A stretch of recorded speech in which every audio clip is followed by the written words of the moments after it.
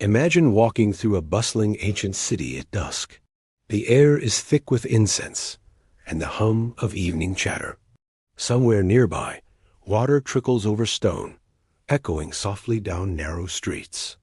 You follow the sound and find yourself standing before a grand bathhouse, steam rising, laughter spilling out into the cool air. Men and women gather with oils and strigils, ready to scrape away the dust of the day, to cleanse body and spirit alike. This was not just bathing.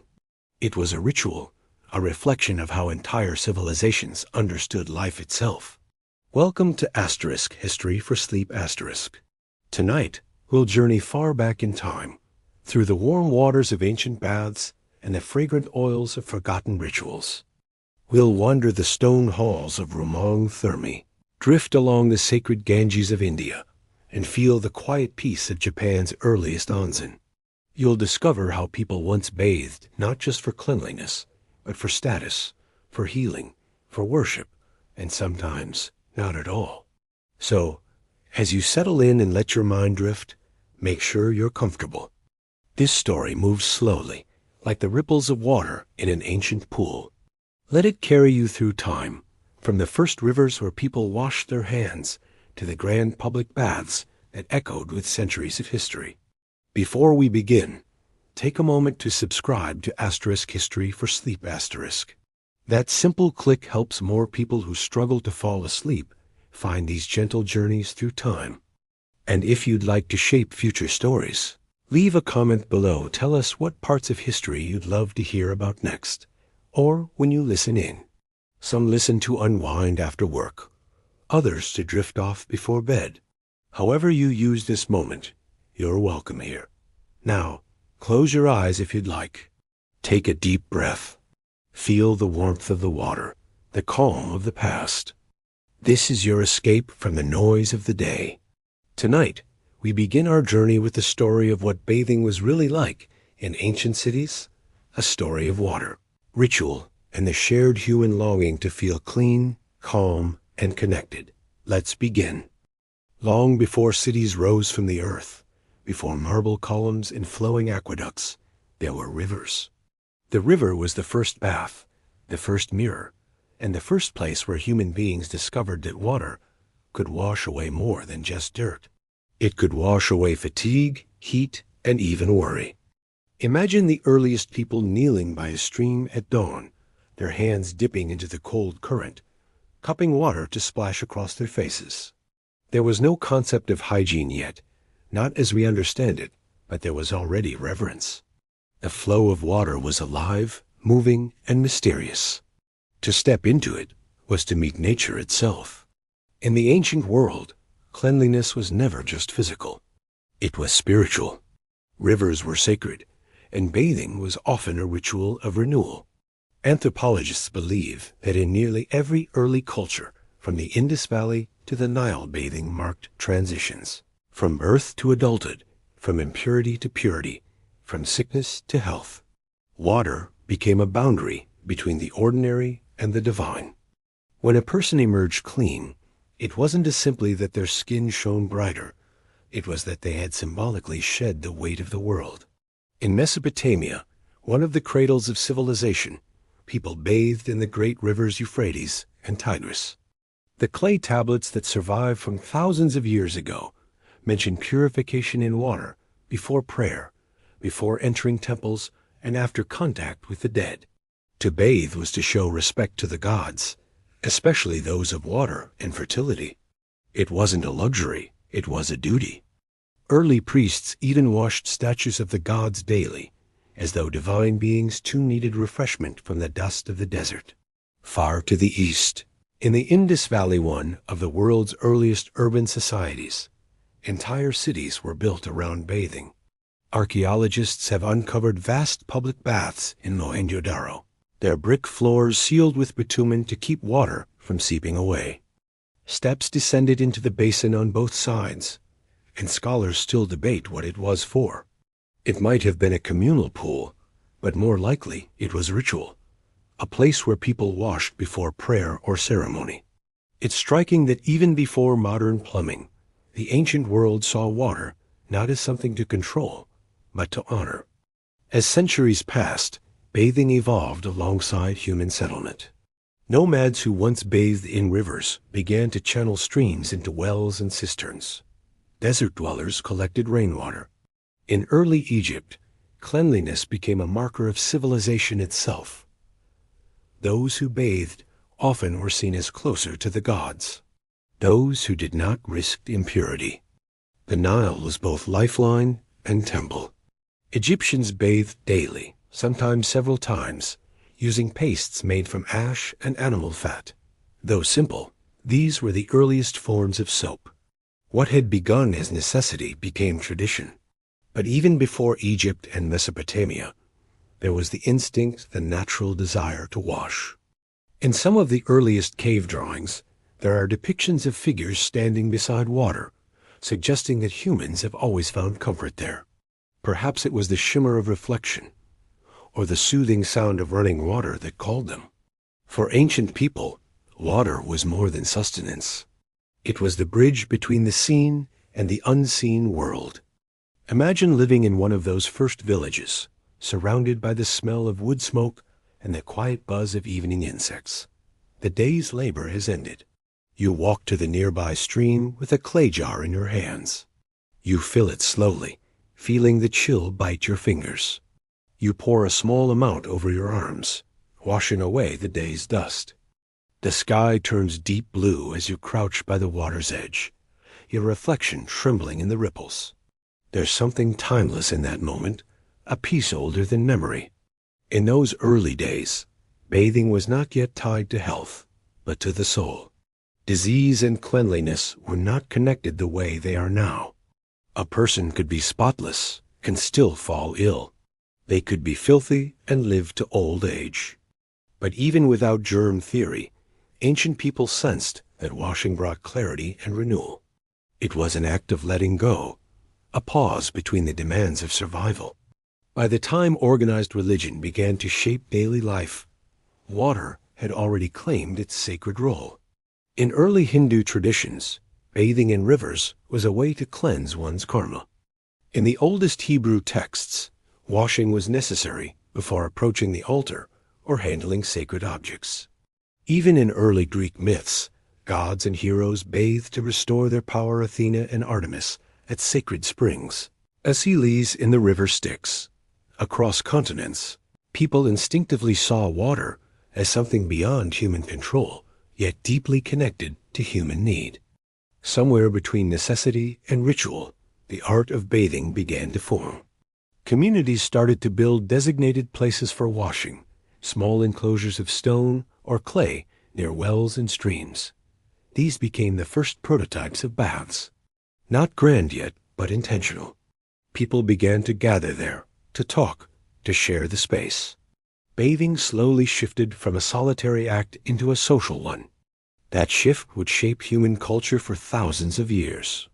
What began as a moment of quiet communion with nature would evolve into the grand marble baths of Rome, the sacred waters of the Ganges, and the steaming onsen of Japan.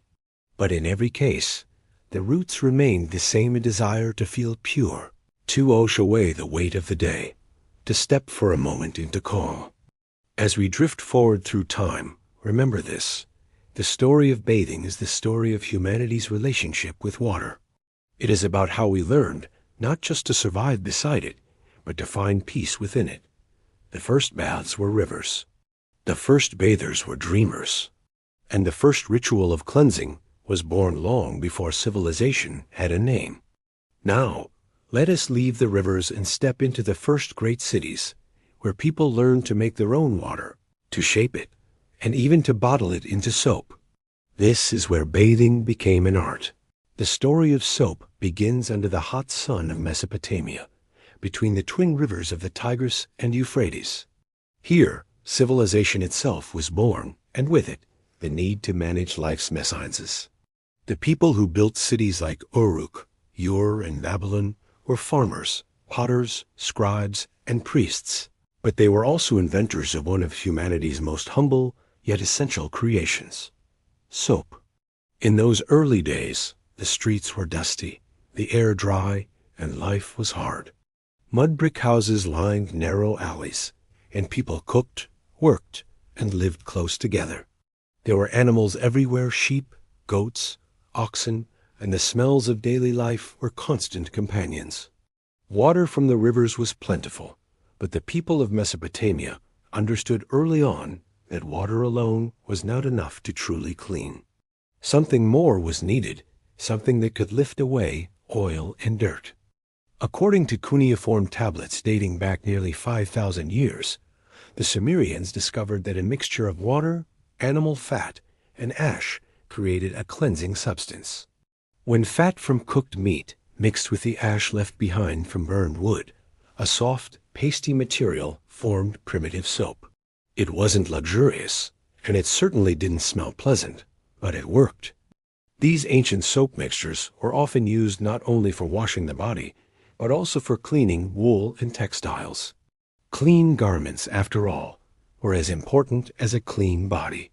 The word soap itself traces its roots to this region. In Babylon, a tablet dating to around 2800 BCE contains one of the oldest known soap recipes. It describes boiling fats and ashes together and notes that this concoction was used by weavers to prepare wool for dyeing. Clean fibers absorbed color more evenly, which made the connection between cleanliness and beauty clear even then. The people of Mesopotamia were practical. They saw cleanliness not as vanity, but as function. But soap wasn't just for laundry. The priests and priestesses of Sumer used these mixtures for ritual cleansing before entering temples or performing sacrifices. To approach the gods unclean was unthinkable. Temples often had designated washing areas, and vessels filled with water or oil mixtures were part of nearly every sacred rite. In this early fusion of chemistry and faith, we see how deeply the act of washing was tied to respect for oneself, for community, and for the divine. Daily bathing, however, was not yet common. Most people likely washed by pouring small amounts of water over their hands and faces from clay jars, or by visiting riverbanks after work. For the wealthy, a servant might assist by pouring water over the body from a jug, while the bather rubbed with oils or sand to scrub away grime. These small moments of cleansing were precious. In a world where disease and dirt were constants, the act of washing was a brief return to freshness and order. In Mesopotamian homes, cleanliness was a mark of social standing. Archaeologists have uncovered clay tablets with instructions for rituals of purification, some of which involved both washing and prayer. "May the water cleanse me, may the ash purify me," reads one fragment. Water was never just water, it was alive with meaning. To wash was to begin again. The people of Babylon built some of the earliest known drainage systems. Beneath their cities ran baked clay pipes that carried wastewater away from homes and temples. It's astonishing to imagine. Thousands of years before Rome's great aqueducts, Mesopotamians had already understood how to manage water within urban spaces. The bathhouses of later civilizations may have been more luxurious, but the concept of clean flowing water in daily life began here. Imagine walking through the city of Ur around 2000 BCE. The air hums with the calls of traders, the shuffle of sandals on dusty paths. You pass by a potter's workshop where clay vessels dry in the sun. Nearby, a woman is at work mixing fat and ash over a small fire. The smell is acrid, sharp, but purposeful. This paste will be used later that evening to wash her family's hands after supper. She hums quietly as she stirs, a motion passed down from her mother and grandmother before her. She doesn't know it, but she is continuing one of humanity's oldest traditions of self-care. Mesopotamian medicine also linked bathing with healing. Early physicians recommended washing wounds or using soapy mixtures to treat skin conditions. Though they didn't understand microbes, they observed results. Wounds cleaned with ash-fat mixtures healed faster. Temple healers sometimes prescribed ritual baths, followed by prayer to drive out evil spirits thought to cause illness. Thus, the first steps toward hygiene and health were made not through science as we know it, but through faith and observation intertwined. There was also a deeper symbolism in soap and ash. In Mesopotamian cosmology, life itself was formed from clay and divine breath, and to cleanse the body with earth and fire's residue was to return briefly to creation's essence. The people lived between extremes, flood and drought, light and darkness, and bathing served as a small daily balance between them. Even kings participated. Royal inscriptions mention the use of fragrant oils and perfumed washing rituals before ceremonies or feasts.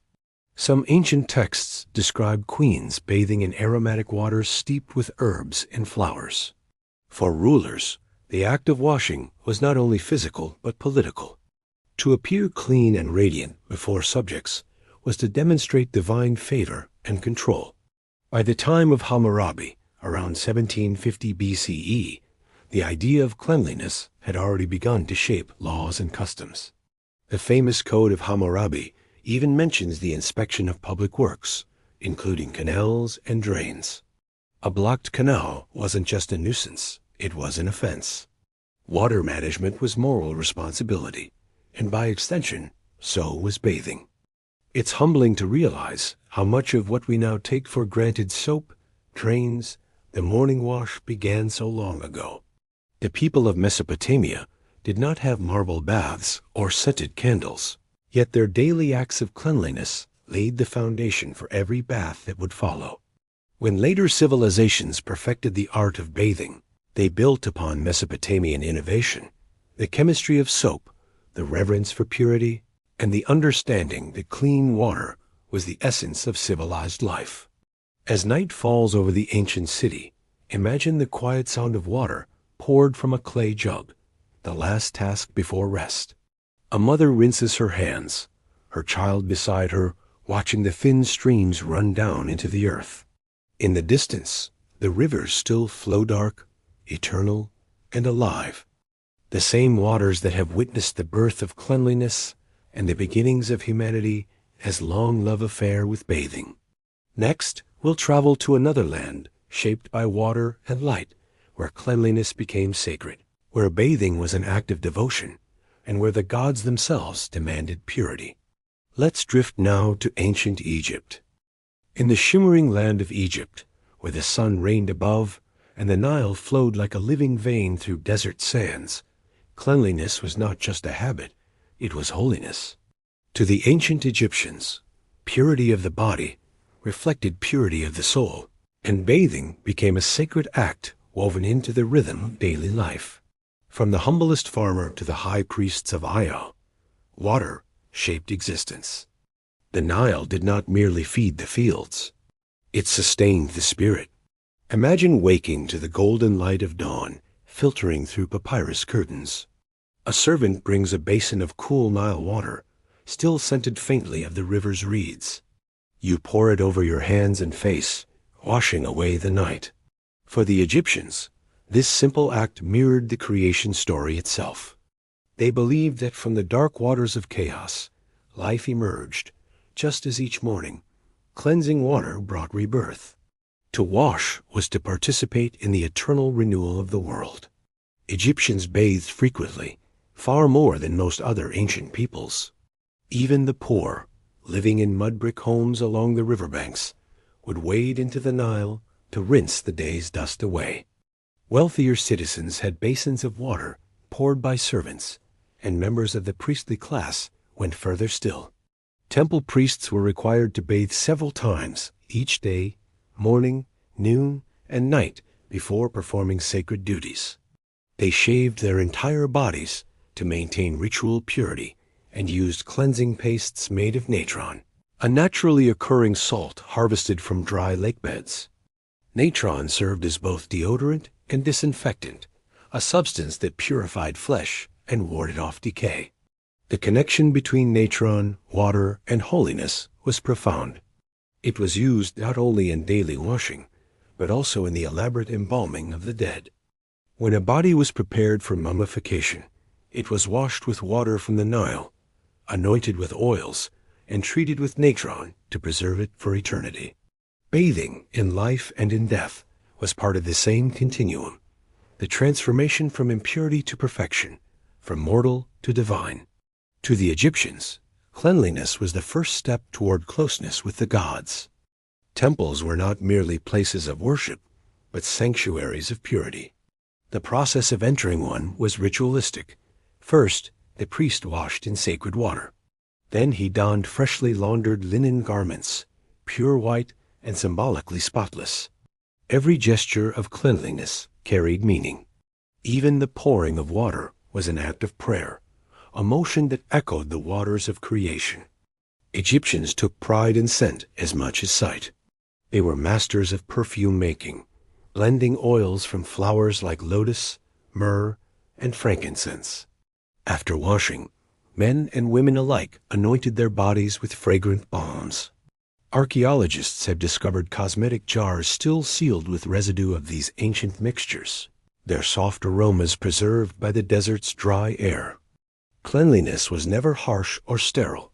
It was sensuous, an experience of renewal that involved sight, touch, and smell. In everyday life, bathing was both practical and pleasurable. Workers who labored in the heat of the sun cooled themselves by immersing in the Nile or using simple ceramic basins. Children splashed along the shallows, while adults scrubbed away dust with sand and clay.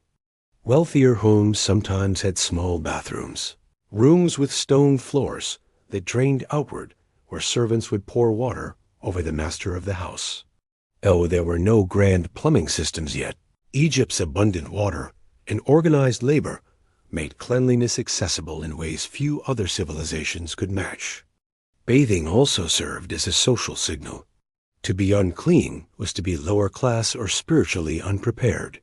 People washed before eating, before entering temples, and before any ritual event. It was said that the goddess Isis taught humanity how to cleanse themselves properly, linking hygiene to divine wisdom. Those who lived close to the temple's priests, scribes, and artisans who made offerings would have been among the cleanest people of the ancient world. But bathing was not only for the living. Even the tombs reflected this reverence for water and purity. Many Egyptian tomb paintings depict scenes of washing and anointing, showing the deceased being cleansed before meeting the gods. Jars of perfumed oil and bowls of natron were placed beside the dead, ensuring that they entered the afterlife in a state of divine cleanliness. For Egyptians, filth was not merely unpleasant, it was a spiritual threat. To be unclean meant to risk chaos, the return of disorder that the gods had fought to subdue. Now imagine standing at the edge of the Nile at sunset. The water glows bronze beneath the fading light. Families bathe together, laughing softly as they wash away the heat of the day.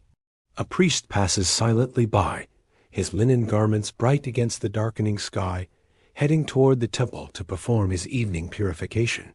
The air smells faintly of lotus blossoms carried on the breeze. The sounds of washing mingle with the distant chanting of hymns, all harmonizing into a rhythm as old as civilization itself. It's easy to see why the Greeks and Romans, centuries later, would look to Egypt as the model for order and refinement. The Egyptian relationship with water was not casual, it was intimate and reverent. In their world, to be clean was to be civilized, and to be pure was to be near to the gods. As the centuries flowed like the Nile itself, these ideas of cleanliness spread outward across the Mediterranean. Other cultures would borrow, adapt, and transform them, combining faith, philosophy, and pleasure in the art of bathing. The next great civilization to inherit and reshape this ritual would be Greece, where bathing became a blend of athleticism, health, and conversation. So, as the sun sets over the golden Nile, let's drift westward to the marble courtyards and bustling gymnasiums of ancient Greece, where bathing was not only cleansing, but a way of thinking. In the world of ancient Greece, bathing was not just a matter of cleanliness. It was a reflection of balance, beauty, and intellect. The Greeks saw the human body as a temple, and caring for it was an act of respect toward both oneself and the divine. To the ancient Greek mind, a clean body was not only healthy, but noble. The gymnasium and the bathhouse became sanctuaries where body and mind met, where athletes, scholars, and philosophers shared the same sacred air of reflection and relaxation. Imagine walking into an Athenian gymnasium during the height of its glory. Sunlight filters through marble columns, glinting on polished floors. The scent of olive oil and sweat fills the air, mingling with the murmur of conversation. In the corner, a philosopher leans against a column, debating the virtues of moderation. Here, bathing and exercise were intertwined. The cleansing of the body mirrored the cleansing of the mind. Before bathing, the Greeks anointed themselves with oil. Olive oil was everywhere in Greek life, used in food, lighting, and cleansing. Instead of soap, bathers rubbed their bodies with this oil to loosen dirt and sweat.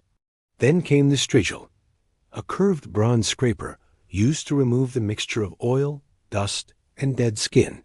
The act was both practical and soothing.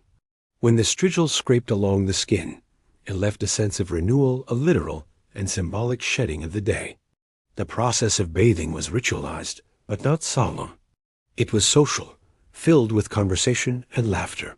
Friends would gather in the bathing rooms after exercise to talk about politics, poetry, and philosophy. These were the same places where ideas about democracy, ethics, and art flowed as freely as the water. A bather might discuss Socratic logic while rinsing off, or debate the nature of virtue while waiting for his turn in the steam room.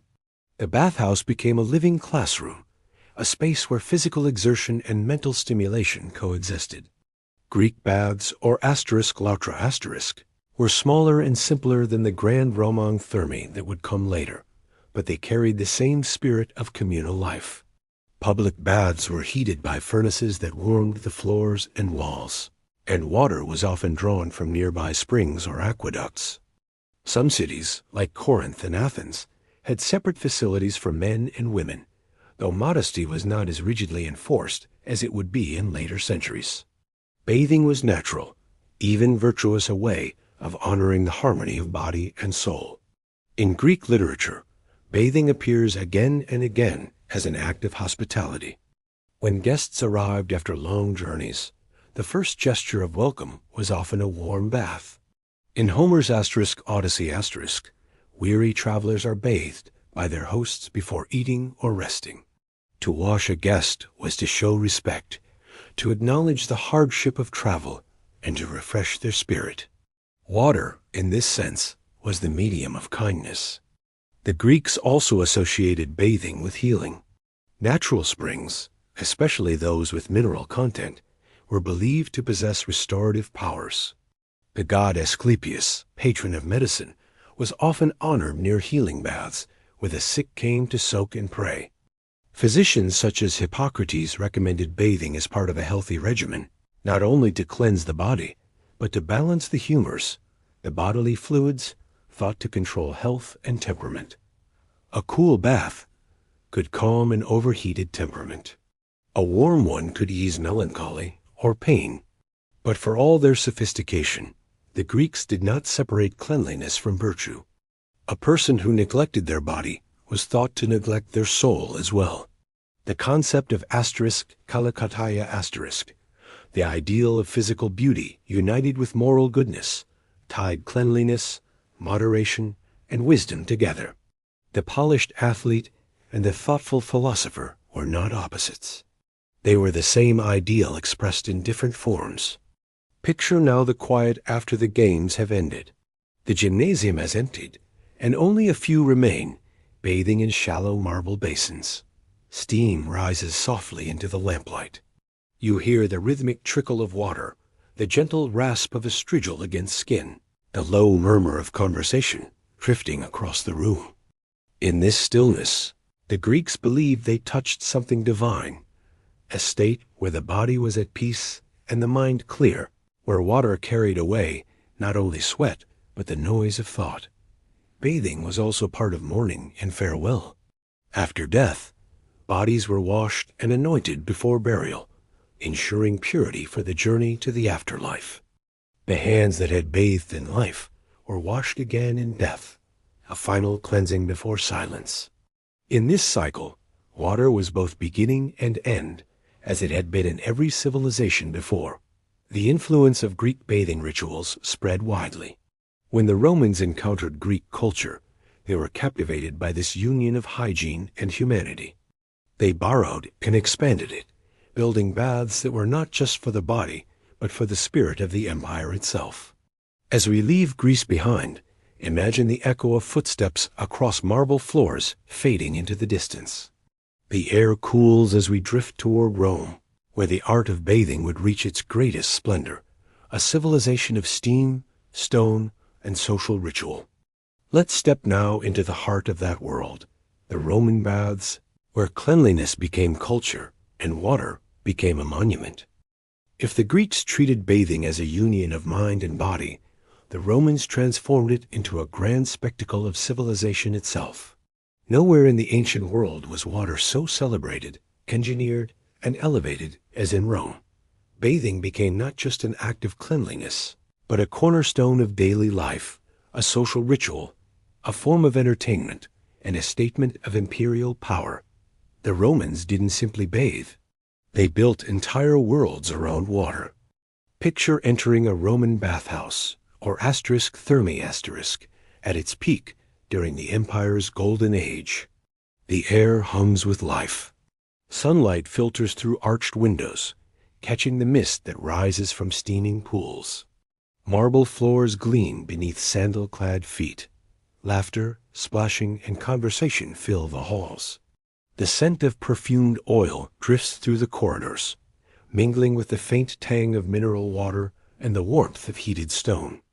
Everywhere you look, people are bathing, talking, reading, playing dice, or simply resting. These vast complexes were the heart of Roman leisure. Every city had its baths, from modest neighborhood facilities to monumental public works like the baths of Caracalla and Diocletian in Rome. Some could hold thousands at once. To the Romans, the bathhouse was as vital as the forum or the temple. It was where citizens of all classes gathered, senators and soldiers, merchants and slaves, each united by the simple act of cleansing. A visit to the baths followed a specific rhythm, a ritual both familiar and comforting. First came the appetiterium the changing room, where visitors stored their clothes and belongings. Slaves or attendants watched over these items while their masters bathed. Then, bathers moved to the tepidarium the warm room, to acclimate their bodies. Afterward, they entered the caldarium the hot steam chamber, heated by the ingenious hypocaust system, an underfloor furnace that circulated hot air through hollow bricks and pipes. The warmth was enveloping, the air rich with moisture and scent. Finally, the bather plunged into the frigidarium The cold pool, gasping as cool water, shocked the body back to alertness. But bathing was only part of the experience. The thermae were centers of culture and connection. Libraries, gardens, lecture halls, and gyms surrounded the baths. Musicians played soft melodies, while poets recited verses in shaded courtyards. Massage rooms and perfume stalls lined the corridors. Men conducted business meetings in the hot pools, deals struck between steamy breaths. Even emperors attended, mingling with their people in a rare space where hierarchy softened beneath the steam. Water was everything to Rome, and the city's engineers treated it as both science and art. Aqueducts carried fresh water from distant mountains into cities across the empire, feeding fountains, latrines, and of course, the baths. The sound of water was constant in Roman life, a symbol of prosperity and progress. The more elaborate the baths, the greater the glory of the state. To step inside was to feel the empire's might in liquid form. For the Romans, bathing was also a philosophy. Cleanliness meant civility. Dirt meant barbarism. Foreign peoples who did not bathe regularly were seen as uncultured, unworthy of Roman refinement. To bathe was to participate in the order of Rome itself. Yet, beneath this ritual of purity was indulgence. Many bathhouses became places of gossip, flirtation, and even excess. Some moralists, like the philosopher Seneca, warned that too much bathing weakened the soul, that comfort made citizens soft. Still, few could resist the lure of the warm marble pools. Imagine, now, standing inside the caldorium of the baths of Caracalla around the 3rd century CE. The vaulted ceiling soars above you, its arches decorated with mosaic scenes of gods and dolphins. Light spills through round windows high above, catching the shimmer of the water below. Steam curls around columns of red granite as bathers recline on stone benches, chatting about politics or the latest gladiator games. A slave moves silently between them, carrying a tray of oil flasks and strigils. You close your eyes, letting the heat soak deep into your bones. For a moment, the world outside, the noise of the markets, the demands of the empire fades away. Only warmth remains. In smaller towns, bathhouses were simpler, but no less cherished. Even soldiers stationed on Rome's frontiers built miniature versions of the thermae wherever they went. Archaeologists have found Roman-style baths as far away as Britain and North Africa. No matter how distant from the capital, the ritual of bathing tied every citizen back to the empire's center. Water, heat, and stone, these were the threads that bound the Roman world together. But not everyone had equal access to luxury. The wealthiest Romans could afford private baths in their villas, complete with mosaics, servants, and perfumes imported from the East. Their bathing rituals could last hours. A nobleman might begin the day with a soak, take a light meal between rooms, and end the evening with a scented massage. Meanwhile, the poor bathed in crowded public halls, sharing small pools and scraping dirt from their skin with worn bronze tools. Still, even the humblest bather felt part of something greater, the rhythm of the empire, the shared pulse of cleanliness and community. Bathing also had a spiritual side. Though Rome was not as devoutly ritualistic as Egypt, there was still a sense that water purified not only the flesh, but the mind. Inscriptions found near baths often invoked health gods like Aesculapius and Hygeia. Offerings were left at the edges of pools, prayers whispered into the rising steam. The bathhouse, in its own way, became a temple of humanity, a place where the living honored life itself. By sunset, the great halls would quiet. The marble floors gleamed wet in the dim light of oil lamps. Slaves scrubbed the pools clean, and the last bathers drifted away, refreshed and content. Outside, the fountains still murmured under the fading Roman sky, the sound of water echoing like the heartbeat of civilization. For centuries, the Roman baths stood as monuments to human ingenuity and indulgence. They were the pride of cities, the joy of the people, and the envy of the world. Yet, like all empires, Rome's brilliance would one day fade. And with it, the marble halls would fall silent, the steam would dissipate, and the art of bathing would transform once again into something humbler, darker, and more personal. Before we get there, though, we'll step closer into the daily rhythms of these bathhouses, the etiquette, the rituals, and the unspoken rules that guided every Roman bather. Because in Rome, even the act of washing was a performance. Let's now enter chapter 6, Bathing Etiquette in the Roman World. The Roman bathhouse was a world unto itself, a place where every gesture, every glance, every drop of water carried meaning. Though open to all, the baths had rules both spoken and unspoken, guiding how one behaved, bathed, and even spoke within those marble walls. For the Romans, etiquette in the baths wasn't merely about manners. It reflected the order of society, the harmony between luxury and restraint, pleasure and decorum. From the moment you stepped into the thermae, your experience followed a quiet choreography. You greeted your acquaintances with warmth, but restraint. Loudness was frowned upon. though conversation flowed easily between pools. Romans valued calmness, even in pleasure. It was said that the baths were a place for leisure, not argument, a space where politics and business might be discussed, but never with raised voices.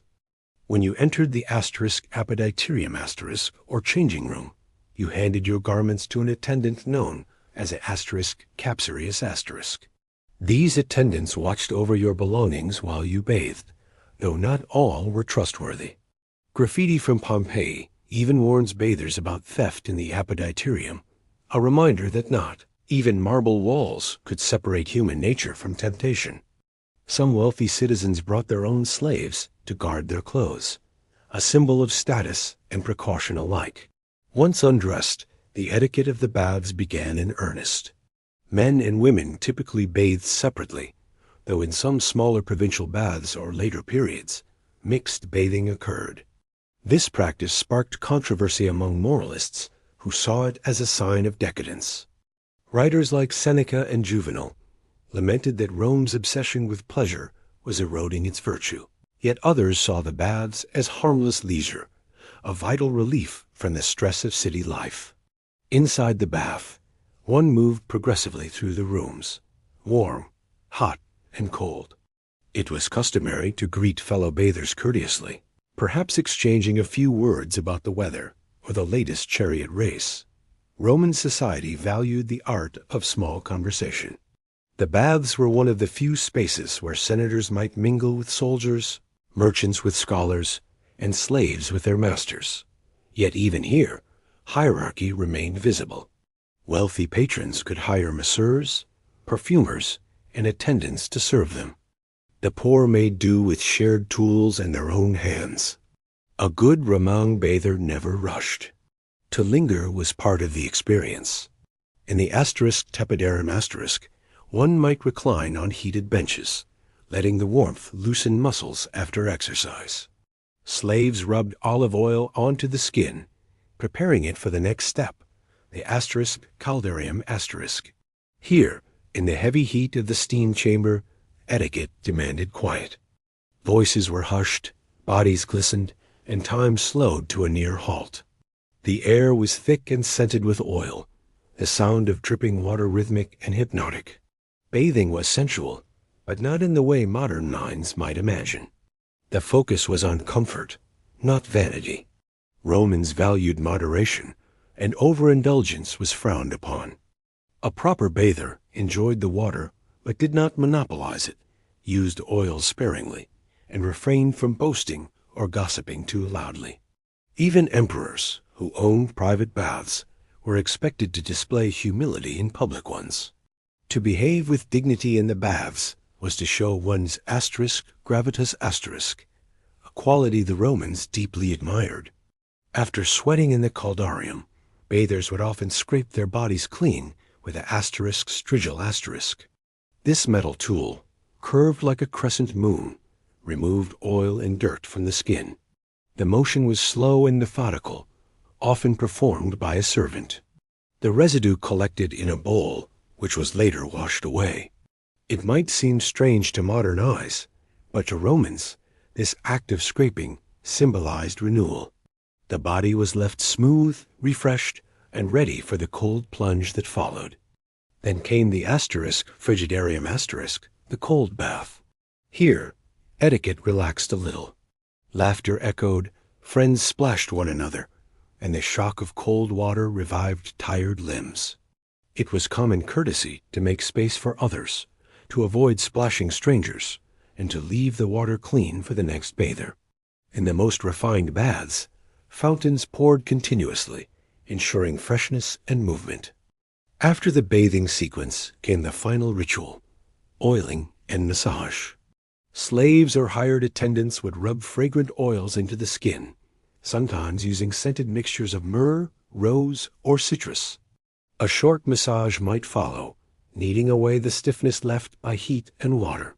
Wealthy citizens often lingered afterward, reclining in the courtyard to sip wine or nibble fruit. The baths were never hurried. They were the pause in the Roman day, the breath between the empire's relentless motion. There were, of course, breaches of etiquette. The historian Cassius Dio records that Emperor Commodus would wrestle and splash others during bathing, showing the arrogance of a ruler who thought himself above decorum.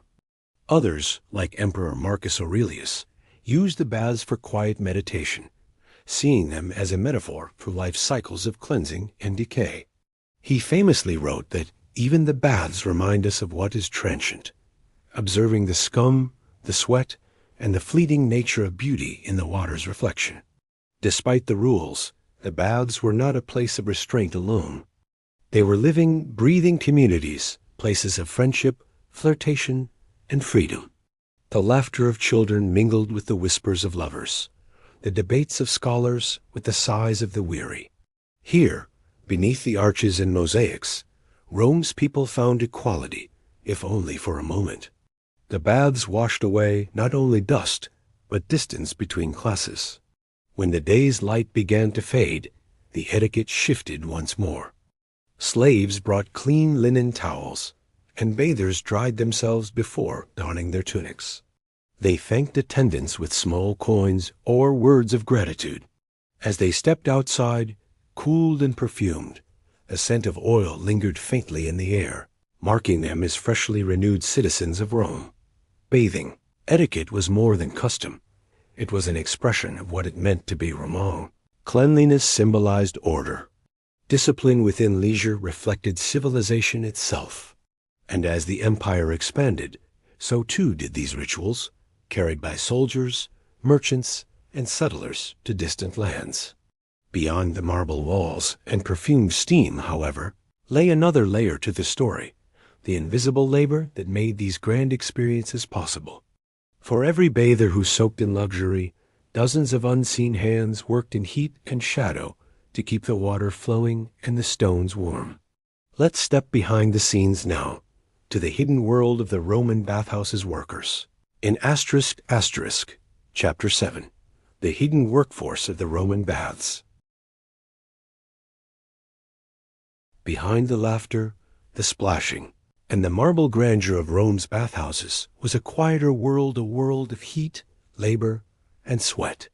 While citizens and senators relaxed in pools of warm water, others toiled unseen to make the luxury possible. The Roman bath was not just an architectural marvel. It was an enormous machine powered by human hands. For every elegant bather reclining in the caldorium, there were dozens of workers laboring in the smoke and steam below. The great baths of Rome, like those of Caracalla or Diocletian, were vast complexes, self-contained ecosystems that required constant maintenance. They needed fire to heat the water, slaves to stoke the furnaces, engineers to manage the flow of water through pipes, and cisterns and cleaners to scrub the marble floors long after the last patron had gone home. The Romans called these workers balneators, and they formed the invisible backbone of the empire's most beloved public institution. Imagine descending beneath the shining floors of the thermae. The air grows thick and hot, filled with the smell of burning wood and sweat. You hear the crackle of fire roaring in the furnaces, the heart of the hypocaust system.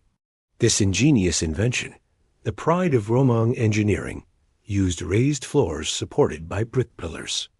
Hot air flowed beneath the tiles, heating the rooms above.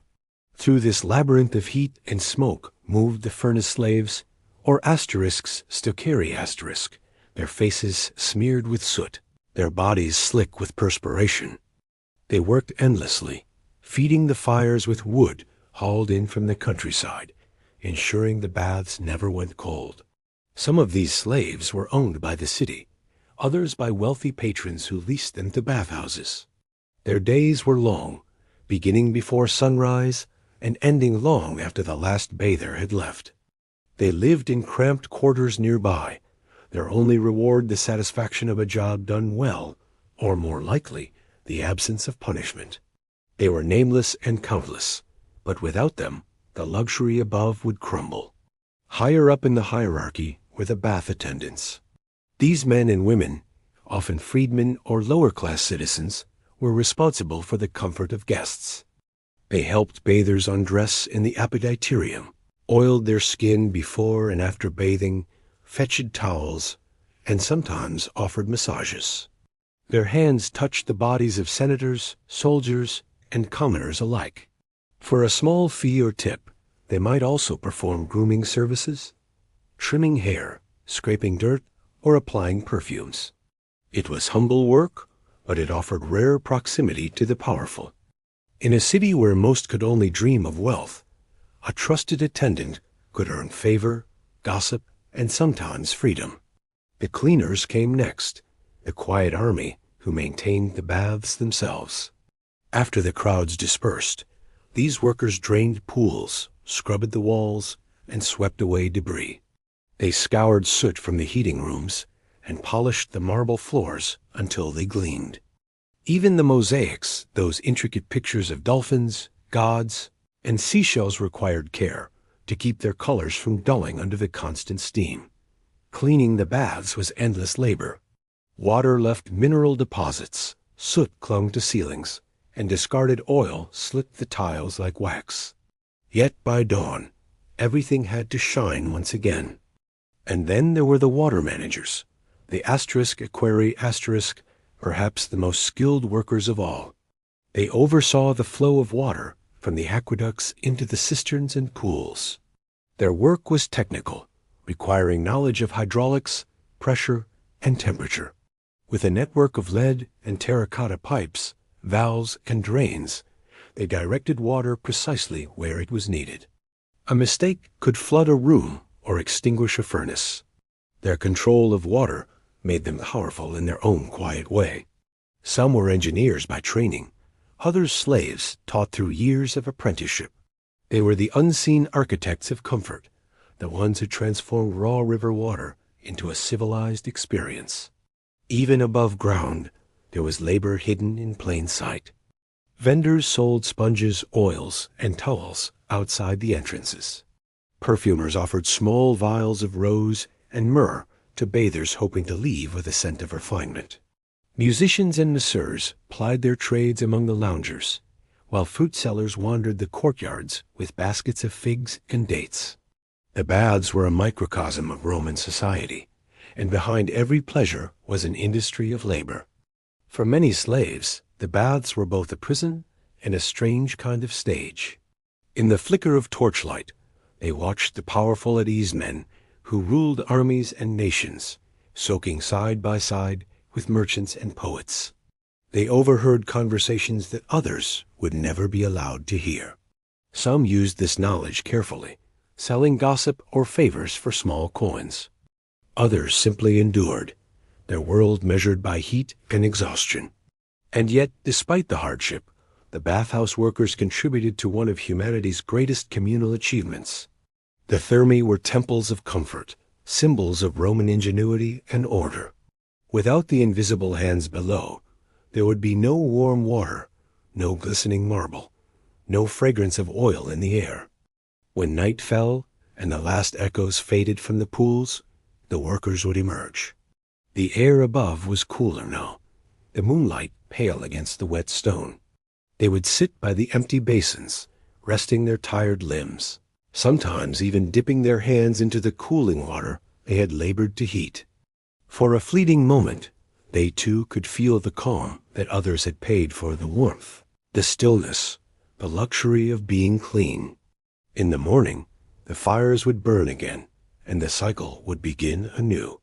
The Roman baths never truly slept, and neither did those who served them. From this world of toil and fire, we now move eastward away from Rome's marble and steam to a different kind of purity. In the lands of the Indus and Ganges, bathing was not about luxury or status, but about the soul itself. Let us now journey into chapter 8, Bathing in Ancient India, the sacred waters of the Ganges. Long before marble baths and heated floors, there was a river that flowed like a living god, the Ganges. Its waters shimmered in the golden light of dawn, winding through the plains of northern India, carrying both silt and spirit. To the people who lived along its banks thousands of years ago, bathing was not a luxury or even a habit. It was a holy act, a communion with the divine. In ancient India, to bathe was to purify not just the body, but the soul. The earliest evidence of organized bathing in India comes from the Indus Valley civilization, flourishing nearly 5,000 years ago.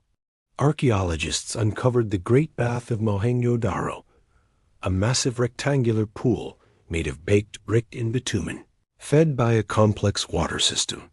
It had steps descending from both sides and drains to keep the water clean. This structure was unlike anything seen elsewhere in the world at that time. It wasn't a private bath, but a public space perhaps for ritual purification. People would have entered the water in silence, washing away not dirt, but spiritual impurity, emerging renewed. This idea of cleansing as a sacred act endured for millennia, finding its purest expression in Hinduism. According to the ancient scriptures, the Vedas, the Upanishads, and later the Puranas, water was one of the 5 great elements, a gift from the gods and a pathway to liberation. The Ganges River itself was personified as the goddess Ganga, descended from heaven to wash away the sins of humanity. Her waters were believed to hold the power to cleanse the spirit, to heal, and to grant rebirth. Even today, pilgrims travel from every corner of India to bathe in her flow at sunrise, repeating rituals that have continued unbroken since the dawn of civilization. In ancient times, daily bathing was considered essential.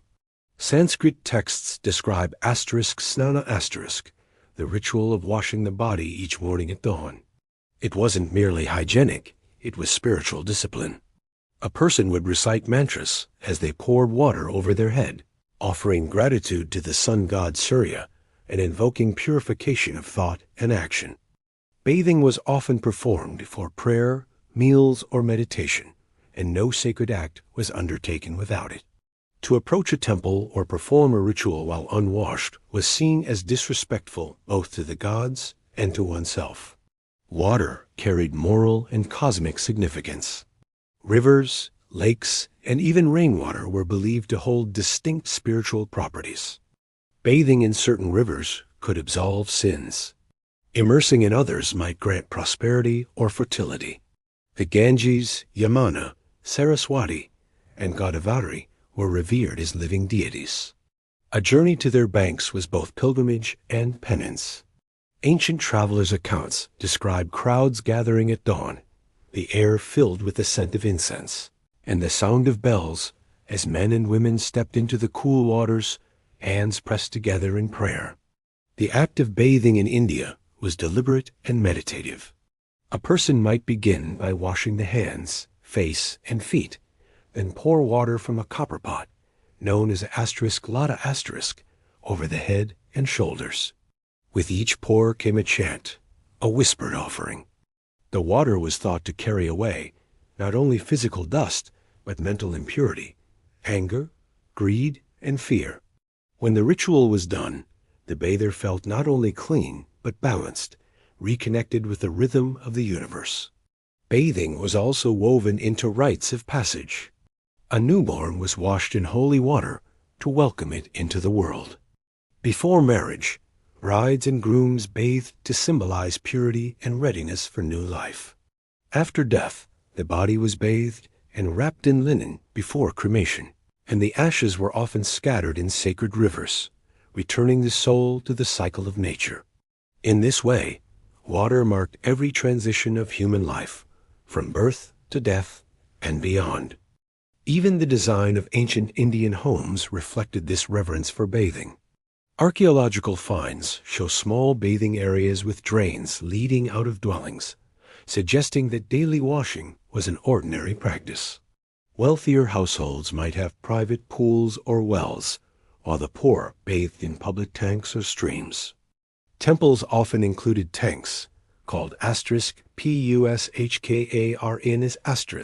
for devotees to cleanse themselves before entering.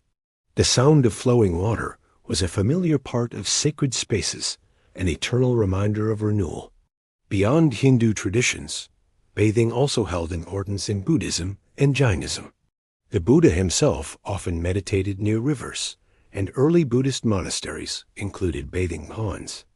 Monks were required to wash regularly as part of their discipline, symbolizing detachment from worldly filth and mental distraction. Jain monks, emphasizing purity and nonviolence, practiced ritual washing before meals or prayer, seeing it as both physical and ethical cleansing. Across spiritual paths, the message was the same. Water was truth made visible. To the ancients, bathing in sacred waters was not an escape from the world. It was an immersion into it. The rivers carried life, memory, and forgiveness. Standing waist-deep in the Ganges at dawn, a bather could feel the pulse of creation itself. The water shimmered gold as the first rays of sunlight touched it. Around them, the world was still, save for the soft chanting of others' thousands of voices murmuring prayers that mingled with the river's endless flow. It was said that each drop of the Ganges held the reflection of the heavens. Bathing in ancient India was therefore far more than a routine. It was a philosophy, a daily reminder that purity was not perfection, but practice. To wash oneself was to align the inner world with the outer, to release what was heavy, and to begin again. From the banks of the Ganges, these ideas of water as sacred would ripple outward, influencing cultures far beyond India's borders. They would travel east into China, where purity would become a symbol of balance and harmony, guided by philosophy as much as faith. Let us now journey onward to the Far East, into Chapter 9, Chinese Bathing Traditions, Purity and Philosophy. In the vast and ancient land of China, the act of bathing was never merely about the body. It was about balance, harmony, and the unseen flow of energy that bound all things together. From the earliest dynasties to the height of imperial rule, bathing in China reflected the philosophy that shaped its civilization. It was guided by the same forces that governed the cosmos: yin and yang, heaven and earth, water and fire. To cleanse oneself was to realign with the universe. The earliest Chinese texts, carved on oracle bones and inscribed on bamboo slips, already speak of purification rituals. Water played a vital role in both spiritual and social life. Before entering temples, before offerings, and even before speaking with elders, washing was expected. Cleanliness was a mark of respect and discipline. The philosopher Confucius himself emphasized neatness and self-care, teaching that a person's outer order reflected inner virtue. He was said to have bathed frequently, combed his hair with care, and always wore fresh linen, a reminder that personal refinement was a form of moral cultivation. By the time of the Zhou and Han dynasties, bathing had become a well-established custom. The ancient Chinese word for bathing, yu, carried meanings far beyond washing. It also implied renewal and peace. The act was meditative. People sought not only to remove dirt, but to calm the mind. To bathe properly was to restore the balance of Qi*, the vital energy that flowed through all living things. Too much heat or cold, too much labor or indulgence could disturb this balance. Bathing, especially in warm water, was believed to reset it. Imagine an early Chinese home during the Han Dynasty. Courtyards paved with stone, surrounded by wooden halls. A bronze basin stands near a small hearth, water gently steaming as herbs steep within. The scent of chrysanthemum and sandalwood fills the air. The bather kneels beside the basin, slowly pouring the water over their body with a ladle. Each motion is graceful and deliberate, performed in silence. This was not indulgence, it was ritual. Public bathhouses, too, existed in ancient China, though they differed greatly from the noisy social thermae. They were quieter, places of contemplation rather than conversation. Travelers and scholars alike would stop at bathhouses to refresh themselves before entering cities or temples. In major towns, bathhouses often stood near inns or tea houses, serving merchants and courtiers who sought both cleanliness and calm. Unlike Rome's marble excess, Chinese baths were built of wood, their beauty lying in simplicity polished planks, soft lamplight, and the gentle trickle of water from bamboo spouts. The connection between bathing and health was also deeply rooted in Chinese medicine. Physicians of the Han Dynasty wrote extensively about the therapeutic value of warm baths. Immersion in water infused with herbs like mugwort, ginger, or chrysanthemum was believed to draw out toxins and restore vitality. Bathing was prescribed to improve blood flow, ease pain, and balance the 5 elements within the body. The steam of certain plants was inhaled to clear the lungs and spirit alike. It was healing in the most holistic sense, body, mind, and breath united in one quiet ritual. For the Chinese, water was more than cleansing, it was transformative. The Taoist sages saw in it the perfect metaphor for wisdom, yielding yet powerful, soft yet unbreakable. Laozi, the legendary founder of Taoism, taught that one should love like water flowing naturally, adapting without resistance, purifying without force. To bathe, then, was not only to clean the body, but to imitate the very principle of the Tao. As water moved over the skin, it symbolized letting go of anger, pride, and attachment. Each rinse was an act of surrender to nature's flow. Bathing customs also reflected social and seasonal rhythms. During the height of summer, imperial decrees sometimes allowed entire cities to take days off for mass bathing festivals, especially before major holidays. Before the Lunar New Year, people across the land bathed in rivers and streams, symbolically washing away the dust of the past year. The festival was known as Washing Away the Dust, and it continues in various forms even today. It was believed that to begin the new year unwashed was to carry misfortune forward. In imperial courts, bathing took on layers of ceremony. Emperors had private bathing halls lined with jade and bronze basins, while attendants poured water from golden pitchers. The empress and concubines bathed in fragrant infusions of orchids, roses, and rare herbs. Bathing for the elite was not only hygienic, but political, a display of refinement and divine favor. A clean ruler symbolized a well-ordered empire. Yet, even among commoners, bathing carried moral weight. Parents taught their children that washing before meals, before sleep, and before prayer was an expression of gratitude to one's body, to one's ancestors, and to the elements. Cleanliness was seen as the outward form of inner peace. Dirt was not only physical, it was emotional, a sign of imbalance or neglect. Imagine now a quiet evening in ancient Chang'an, the capital of the Tang Dynasty. Lanterns glow along narrow streets. Inside a wooden bathhouse, steam curls into the cool night air. A scholar, weary from travel, sinks into a tub of warm water infused with plum blossoms. Outside, the sounds of a lute drift softly through the window. In that moment, he feels the weight of the road dissolve, replaced by the serene rhythm of the water. To him, this is not luxury, it is alignment, a return to harmony. Through the centuries, these ideas of balance, health, and purification continued to shape Chinese culture. Even as dynasties rose and fell, the meaning of bathing endured as a dialogue between body and spirit. It was less about display than about equilibrium, a philosophy made tangible through water. From these quiet wooden baths of China, the ritual of cleansing would take on new life in another island nation, one that made bathing not only a spiritual act, but a way of living itself. Let us now journey to Chapter 10, Japan's early onsen culture, hot springs, purification, and serenity. Far to the east, across the sea, lies a land of mountains, mist, and sacred springs. In Japan, bathing evolved into something profoundly beautiful, a daily act of peace, reflection, and renewal.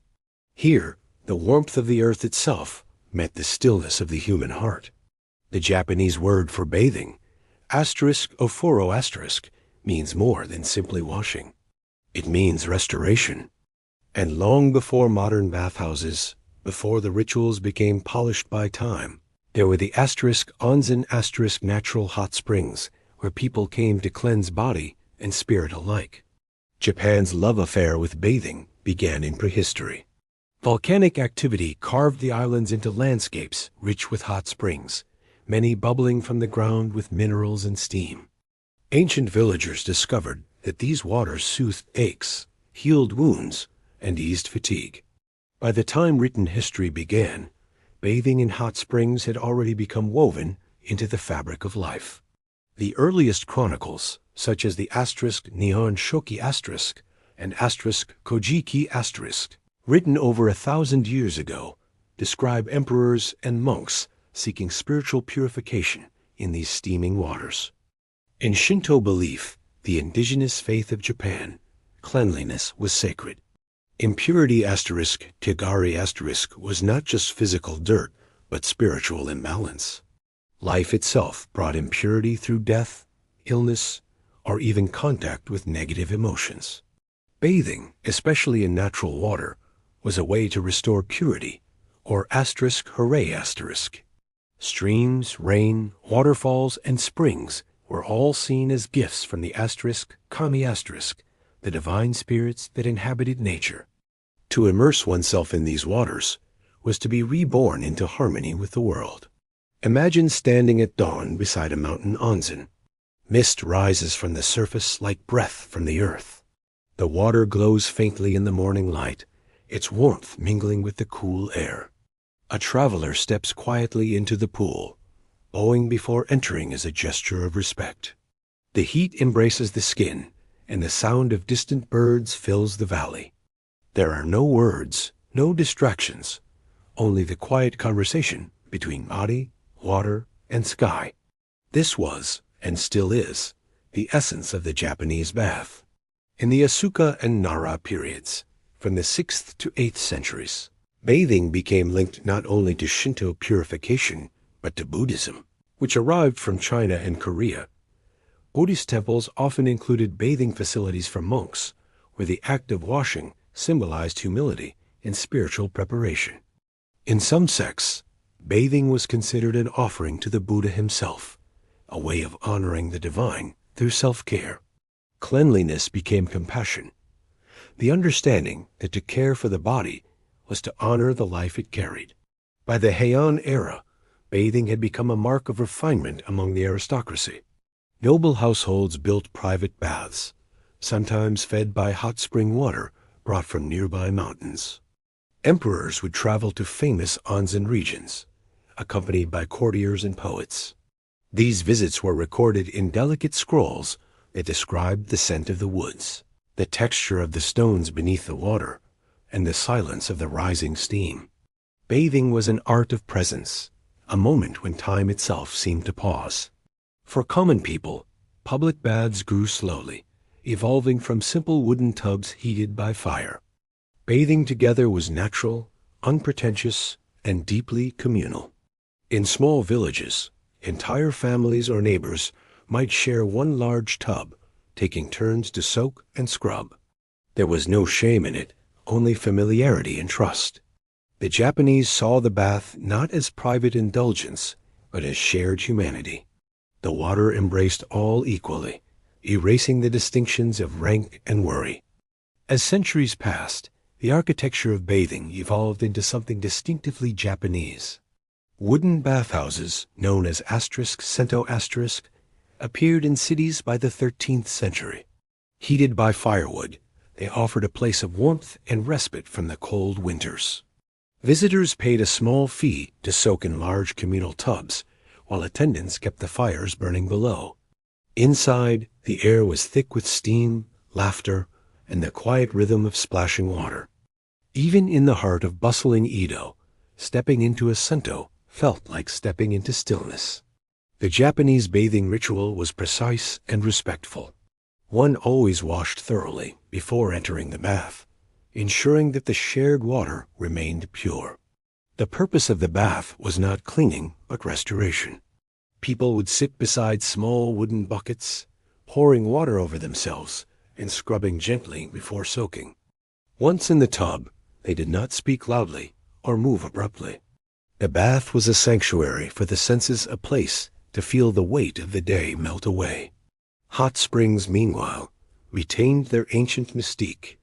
Each onsen had its own character and mineral composition, some milky white, others clear as glass, some scented faintly of sulfur or pine. People believed that the waters possessed healing powers granted by the gods of the mountains. Samurai would visit to recover from battle wounds, poets to find inspiration, monks to meditate. Even the great warlord Toyotomi Hideyoshi was known to visit hot springs, declaring that a warm bath restores the courage of the heart.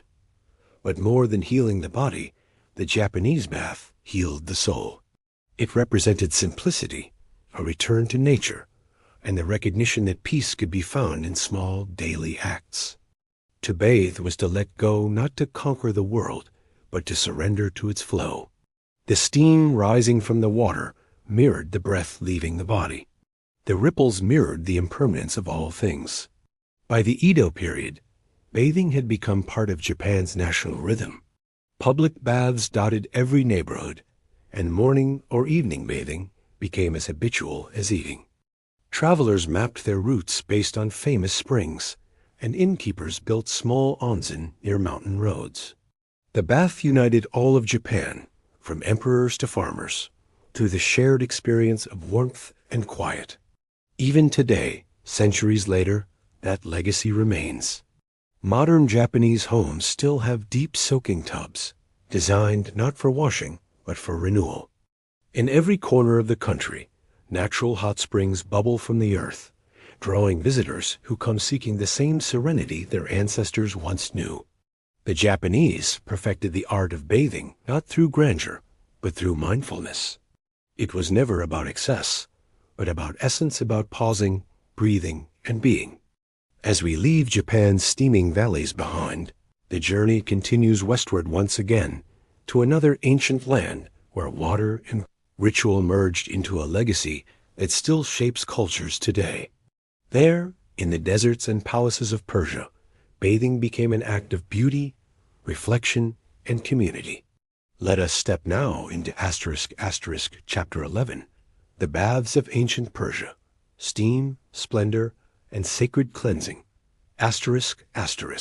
In the ancient lands of Persia, where mountains met desert and empires rose beneath brilliant skies, bathing was elevated to a refined and spiritual art. The Persians, inheritors of both Eastern and Western traditions, turned the act of washing into something deeper, a union of beauty, faith, and philosophy. To step into a Persian bathhouse was to step into a world where time slowed, where heat and silence intertwined, and where cleanliness became a sacred kind of poetry. Long before the rise of Islam, Persians already held water in reverence. In the faith of Zoroastrianism, one of the world's oldest monotheistic religions, water was wholly one of the pure elements of creation. It was believed to embody Asha*, divine truth and order. To pollute water was a sign. To cleanse with it was to participate in the divine balance of the world. Bathing, therefore, was never trivial. It was a moral act, a conversation between humanity and nature's purity. Early Persian cities, like Persepolis and Ecbatana, featured sophisticated water systems, channels, cisterns, and aqueducts that carried fresh water across great distances. Archaeologists have uncovered stone basins and bathing chambers that predate the famous hammams by centuries. Even in those early times, bathing was associated with both health and ceremony. Warriors bathed before battle, priests before ritual, and kings before appearing in public. Cleanliness was dignity. It reflected both personal honor and cosmic alignment. As Persian civilization flourished, particularly under the Achaemenid and later Sassanid empires, bathing took on a new dimension. Public and private bathhouses became common in cities and royal complexes. These early structures laid the foundation for what would become the Islamic hammam, spreading later across the Middle East and beyond. The Persians perfected the art of combining architecture, atmosphere, and philosophy transforming washing into an experience of renewal. Imagine entering a Sasanian bathhouse at dusk. From the outside, it looks modest, its domed roof blending with the earth-toned walls. But inside, the world changes. Light filters softly through star-shaped openings in the ceiling, casting gentle patterns on the marble floor. The air is warm, perfumed with rosewater and frankincense. Attendants move quietly through the rooms, pouring water from brass ewers into shallow basins. The sound of dripping echoes through the space like a heartbeat. This was not a place of noise or rush. It was a sanctuary. The Persian bath was designed as a journey through heat and purification. One began in the Sarbin asterisk, a cool, domed room where visitors undressed and adjusted to the temperature. Conversation here was calm, often accompanied by tea or dates served on small trays. From there, bathers moved through progressively warmer rooms, the Meander asterisk, a transition chamber, and finally the Garm Khane asterisk, the hot room filled with dense steam. Beneath the floor burned the fires of the Hypocaust asterisk, a system adopted and refined from earlier Roman technology. The heat enveloped the body, softening the skin, opening the pores, and quieting the mind. After sweating and relaxation came cleansing. Attendants, known as Gallic asterisk, used rough cloths or mitts to exfoliate the skin, removing layers of dirt and dead cells. The sensation was vigorous, but deeply satisfying. The bather was then rinsed with bowls of warm water, poured slowly from head to toe. The rhythm of the motion, the sound of water cascading down the body, was almost musical.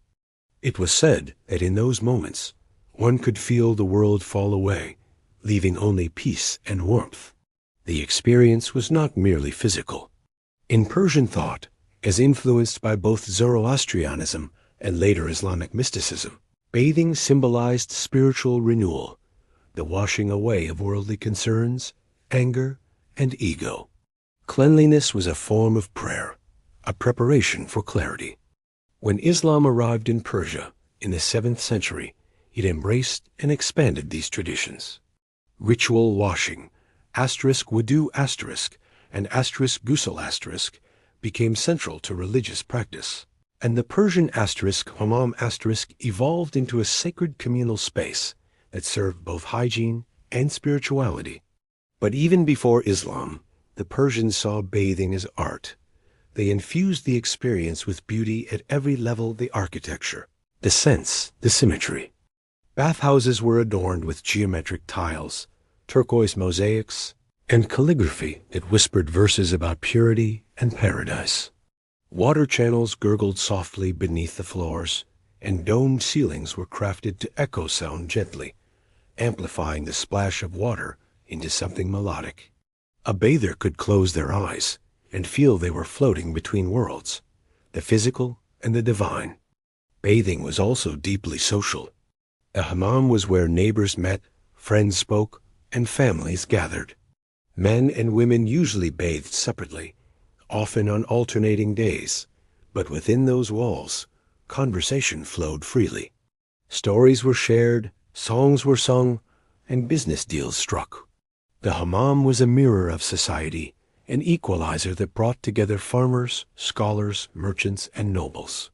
Here, stripped of fine clothing, all stood as equals before the element of purity. The symbolism of steam and light also carried spiritual depth. In Sufi poetry, the bathhouse became a metaphor for the soul's journey, darkness turning to clarity, impurity dissolving into light. The Persian poet Rumi wrote of the bath as a place where the heart could be polished like metal, made radiant by the heat of love and the flow of divine grace.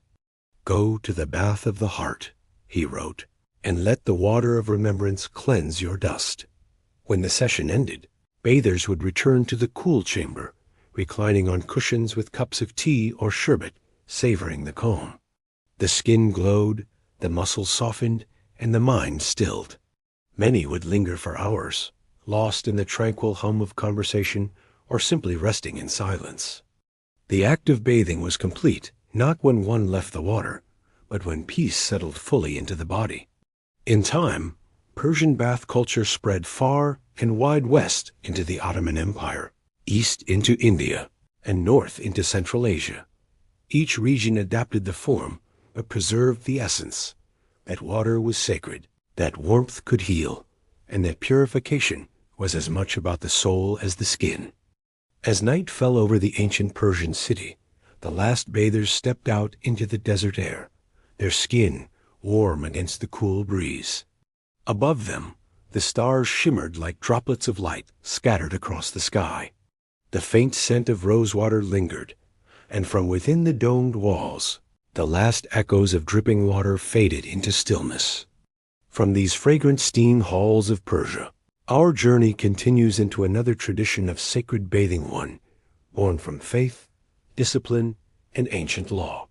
Let us now explore chapter 12, the Jewish mikveh and ritual purification. Across deserts and mountains, from the grandeur of Persian bathhouses to the lands of ancient Israel, water once again took on sacred form, this time as the mikveh a ritual bath unlike any other. For the Jewish people, bathing was not about luxury, comfort, or even daily hygiene. It was an act of covenant, a commandment woven into the rhythm of spiritual life. To immerse in the mikveh was to step into the boundary between the profane and the holy, to wash away separation and return to purity before God. The mikveh, in its earliest form, was simply a pool fed by living water, known as *mayim shayim*. Unlike ordinary wells or stored water, living water came from natural sources, rain, rivers, or springs that flowed freely. This living water symbolized life itself, unceasing, pure, and untouched by human hands. The laws governing its construction and use were meticulous, outlined in the Torah and refined through centuries of rabbinic teaching. It was said that without a mikveh, a Jewish community could not exist, for it represented the spiritual heart of faith and renewal. Imagine walking through an ancient village in Judea at dusk. Olive trees sway softly in the wind, and the air smells faintly of earth and oil. Beneath a modest stone structure lies the mikveh, a stepped pool cut into the ground, its walls lined with plaster to hold water gathered from recent rains. A small clay lamp burns beside the entrance, its flame flickering like the breath of time. Men and women come separately, each at their appointed hour, to enter the water in silence. There is no music, no chatter, only reflection. Immersion in the mikveh was, and remains, a ritual of transformation. A person entered fully clothed in humility, submerging themselves completely, body and hair beneath the surface. When they emerged, dripping and cleansed, they were considered renewed, ready for prayer, for temple service, or for life's transitions. The mikveh marked moments of change, after menstruation or childbirth, before marriage, upon conversion to Judaism, or before significant religious observances. It was not merely physical washing, it was spiritual rebirth.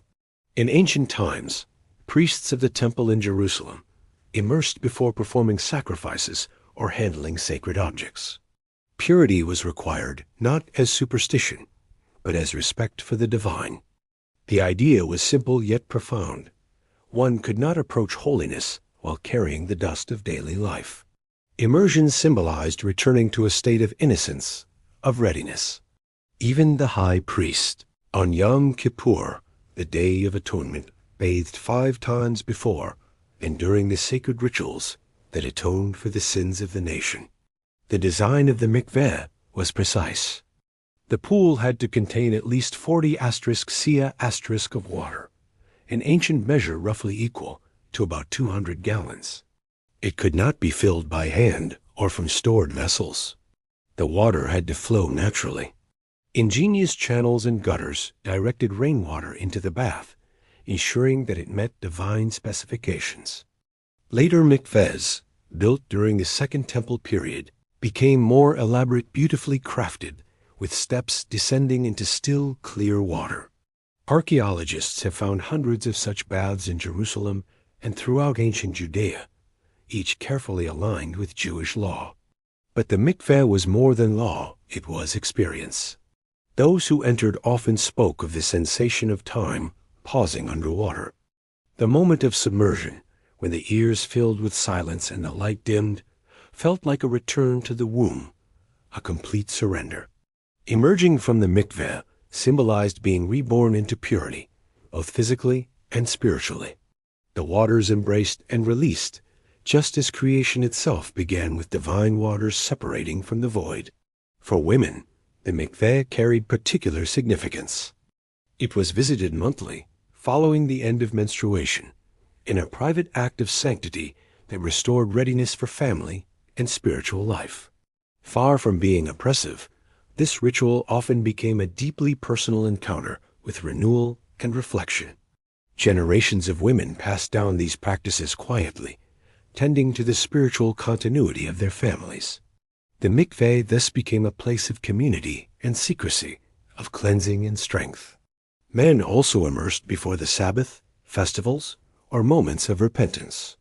Scholars and mystics, especially within Kabbalistic traditions, used the mikveh as a means of spiritual preparation, believing that immersion opened the soul to divine wisdom.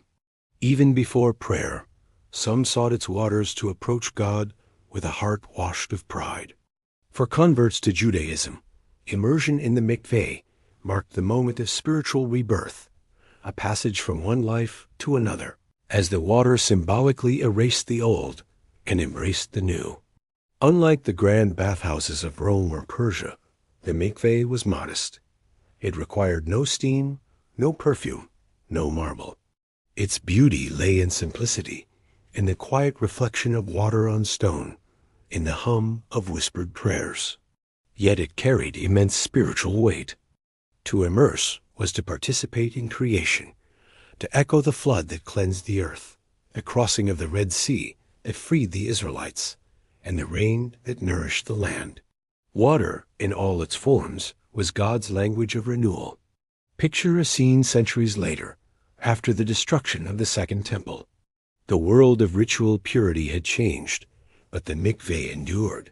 In small villages and great cities alike, it became the symbol of perseverance. Even in exile, Jewish communities built mikvehs wherever they settled, in basements, behind synagogues, or hidden within homes. To maintain the mikveh was to preserve continuity with the past. Its still waters reflected not only heaven but heritage. Over time, the mikveh also influenced neighboring cultures. Early Christian baptism drew heavily from Jewish immersion traditions, transforming ritual cleansing into a new symbol of faith and rebirth. Through this lineage, the spiritual language of water flowed onward, bridging religions and centuries alike. In the mikveh, the ancient relationship between humanity and purity remained unbroken. It was the reminder that holiness required not perfection, but renewal, that one could always begin again. The bather emerged with water streaming from their face and hands, the lamplight dancing on the ripples behind them. Outside, the world waited the same, yet somehow transformed. From the sacred pools of Judea, our journey now drifts toward another chapter in the story of ancient bathing, not one of faith, but of innovation. Across civilizations, people experimented with oils, scrapers, herbs, and scents, crafting the tools of cleanliness that defined their age. Let us now continue to chapter 13, Ancient Hygiene Products, Oils, Scrapers, and Scents, Before soap became a bar resting by the sink, before shampoo or perfumed bath gels filled shelves, there were the ancient tools of cleanliness, simple, handmade, and surprisingly effective. Across the world, people bathed and perfumed themselves with what the earth provided: oils, ashes, herbs, and minerals. Though every culture had its own methods, the purpose was universal: to cleanse, to soothe, and to feel renewed. And in the absence of modern science, these early hygiene products carried a touch of ritual a sense that to care for the body was to honor the divine. Imagine an ancient bather preparing for the ritual of washing. The air smells faintly of smoke and flowers. A small bowl holds olive oil, thick and golden in the light. A bronze strigil gleams nearby, curved like a crescent moon. There is no soap, no froth of bubbles, only oil, water, and patience. The bather rubs oil into their skin until it shines, then scrapes it away with the strigil, removing the layer of sweat, dust, and dead cells that clings from the day's labor. The result is astonishing soft, clean skin and a subtle sheen that speaks of vitality. This was the world's first skincare routine, practiced long before the modern spa. In ancient Greece and Rome, olive oil was the foundation of hygiene. It cleansed, moisturized, and perfumed all at once. Athletes used it before training to protect their skin from the sun and wind, then scraped it off afterward, along with the grime of exertion.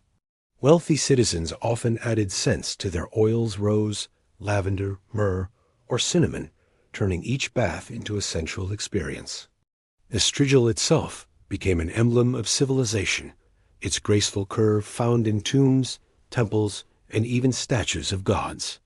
To hold a strigil was to belong to a world that valued refinement, moderation, and the art of self-care. In Egypt, cleanliness and beauty were inseparable. The Egyptians used pastes made from animal fats mixed with natron, a naturally occurring mineral salt. This was one of the earliest forms of soap, both detergent and deodorant. They also used aromatic resins and oils derived from lotus, myrrh, and frankincense, believed to protect the body from disease and decay. Wealthy Egyptians kept alabaster jars filled with scented oils and creams, while servants applied them carefully after bathing. Even the dead were treated with such reverence. The process of mummification was, in its essence, an elaborate purification ritual using many of the same ingredients. To be clean was to be eternal. In Mesopotamia, people mixed ash and fat to create rudimentary soaps used to wash textiles and skin. Babylonian clay tablets dating to 2800 BCE described soap-like mixtures that foamed when agitated in water, perhaps the ancestors of modern cleansing formulas. Perfumes were also common. They were made by steeping flowers and herbs in oils, then straining the mixture. The resulting scent was light and earthy, far from the sharp perfumes of later centuries, but deeply tied to daily life. A faint trace of jasmine or cedarwood might cling to the skin long after the bath was done. The Persians refined this art into something luxurious. They crafted oils infused with rose, saffron, and sandalwood, prized across the ancient world. They also used pumice stones and rough cloths for exfoliation, followed by applications of honey and milk for softness. In Persian poetry, the scent of the beloved skin is often described as bathed in rosewater, a metaphor for both beauty and purity. To cleanse the body was to prepare the soul for love, prayer, and poetry alike. In India, bathing rituals were accompanied by natural cleansers drawn from plants and minerals. Instead of soap, people used fine clays and powdered herbs. Ubtan *, a mixture of turmeric, sandalwood, gram flour, and rosewater. These pastes brightened the skin and carried antiseptic qualities. Oils from sesame and coconut were massaged into the hair and body, not just for shine, but for balance and spiritual grounding. The fragrance of jasmine and sandalwood filled bathhouses and homes alike. Ayurvedic texts described bathing as essential to health and harmony, emphasizing that what touched the skin also touched the spirit. In China, the emphasis was on subtlety and balance. Herbal infusions were common. Baths steeped with chrysanthemum, green tea, or mugwort were believed to refresh the body's *T*. The Chinese used fine rice powder to cleanse the skin and camellia oil to soften hair. Scent, too, was part of the ritual, but never overpowering. The goal was purity, not excessive fragrance that whispered, not shouted. For scholars and monks, bathing with such ingredients was a form of meditation, a way of returning the self to simplicity. Even in colder climates, where bathing was rarer, people found creative ways to stay clean. The Vikings, for instance, used lye soap made from ash and animal fat, and they bathed more frequently than many of their medieval neighbors. They combed scented oils through their hair and beards, valuing hygiene as a sign of pride and discipline. Early Slavic and Nordic cultures used sauna-like steam baths, scrubbing their skin with bundles of herbs or birch branches before plunging into cold water. These rituals were invigorating and purifying, a dialogue between body and nature. Across all civilizations, one theme repeats: scent was more than decoration. It was identity. The fragrance of oil or herb told others who you were, your rank, your region, your mood. In ancient Rome, certain perfumes were associated with wealth, while others signaled modesty or devotion. In Egypt, scent was the mark of piety. In India, it was harmony. In Persia, love. To anoint oneself was to declare one's place in the world. As centuries passed, the making of soaps, oils, and perfumes became its own craft. Apothecaries experimented with ingredients from distant lands: amber, musk, clove, and citrus. Traders carried jars of fragrant oils along the Silk Road, spreading both scent and knowledge. The art of bathing grew more sophisticated, yet its heart remained the same. Every drop of oil, every grain of salt or herb, carried within it the same desire that had driven humanity from the beginning: the wish to feel clean, renewed, and whole. Picture the end of a long day in the ancient world. The fire burns low, and the bather sits beside a basin of warm water. The scent of rose and smoke fills the air. The body is clean, the mind quiet. Outside, the city hums softly, but here there is only peace, the deep, timeless peace of water, oil, and breath. From the soothing oils and scrapers of the ancients, we now turn to another aspect of bathing: the belief that it could heal and even save lives. Across the ancient world, physicians and philosophers argued about how water, temperature, and ritual could shape health itself. Let us now continue to Chapter 14, Bathing and Health, Ancient Medical Beliefs. From the earliest civilizations, people understood that water could comfort, cleanse, and heal. Though they lacked microscopes and germ theory, the ancients instinctively sensed the power of bathing to restore balance and vitality. To them, illness was not just a physical ailment. It was a disturbance of harmony between body, mind, and the world. Water, with its calm and ever-moving nature, became the element through which health could be regained. In ancient Mesopotamia and Egypt, bathing was already linked to healing rituals. Priests prescribed washing not only to cleanse the skin, but to purify the spirit. Sick patients might be bathed in sacred water blessed by chants or prayers, and sometimes mixed with oils or herbs. The act of immersion symbolized renewal, the washing away of disease and misfortune. Healing was not seen as purely medical. It was spiritual. A clean body allowed divine energy to flow more freely. The Greeks, however, took this understanding to new heights. In their world, bathing was medicine. Hippocrates, the father of modern medicine, wrote extensively about the therapeutic use of water. He believed that the body's health depended on balance between the four humors: blood, phlegm, yellow bile, and black bile, and that bathing could restore this equilibrium. Hot baths were recommended for stiffness and melancholy. Cold baths for fevers and fatigue. Water was both a stimulant and a sedative, depending on its temperature and purpose. The Greeks also founded the concept of hydrotherapy, the deliberate use of water for healing. Physicians advised patients to bathe in specific ways: warm immersion for relaxation, cold plunges for vigor, or alternating temperatures for circulation.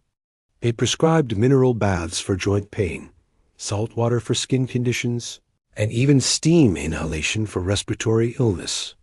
These treatments were often accompanied by diet, exercise, and rest, forming the earliest holistic health regimens.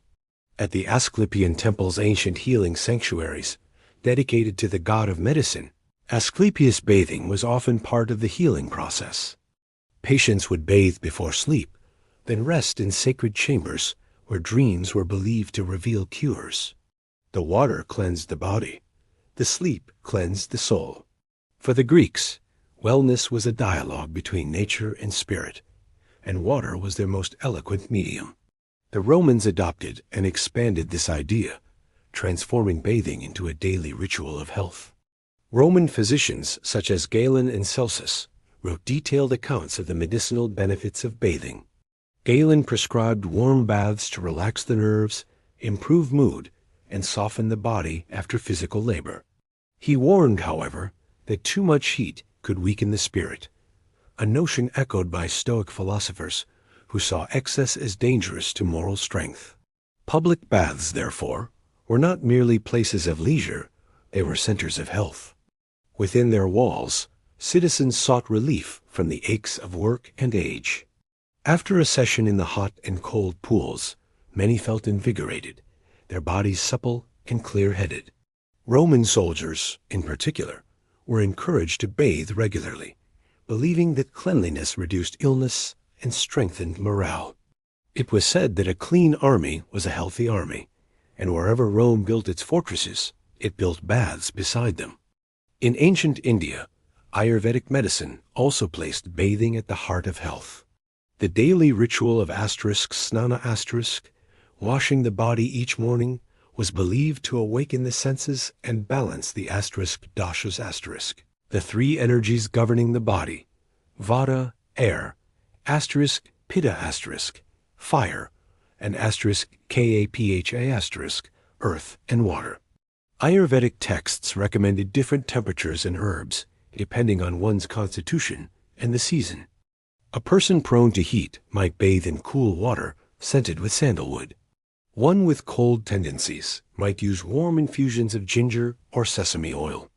Bathing was a kind of medicine available to everyone, a daily rebalancing of body and soul. In China, traditional medicine embraced bathing as a means of harmonizing the flow of qi*, or life energy.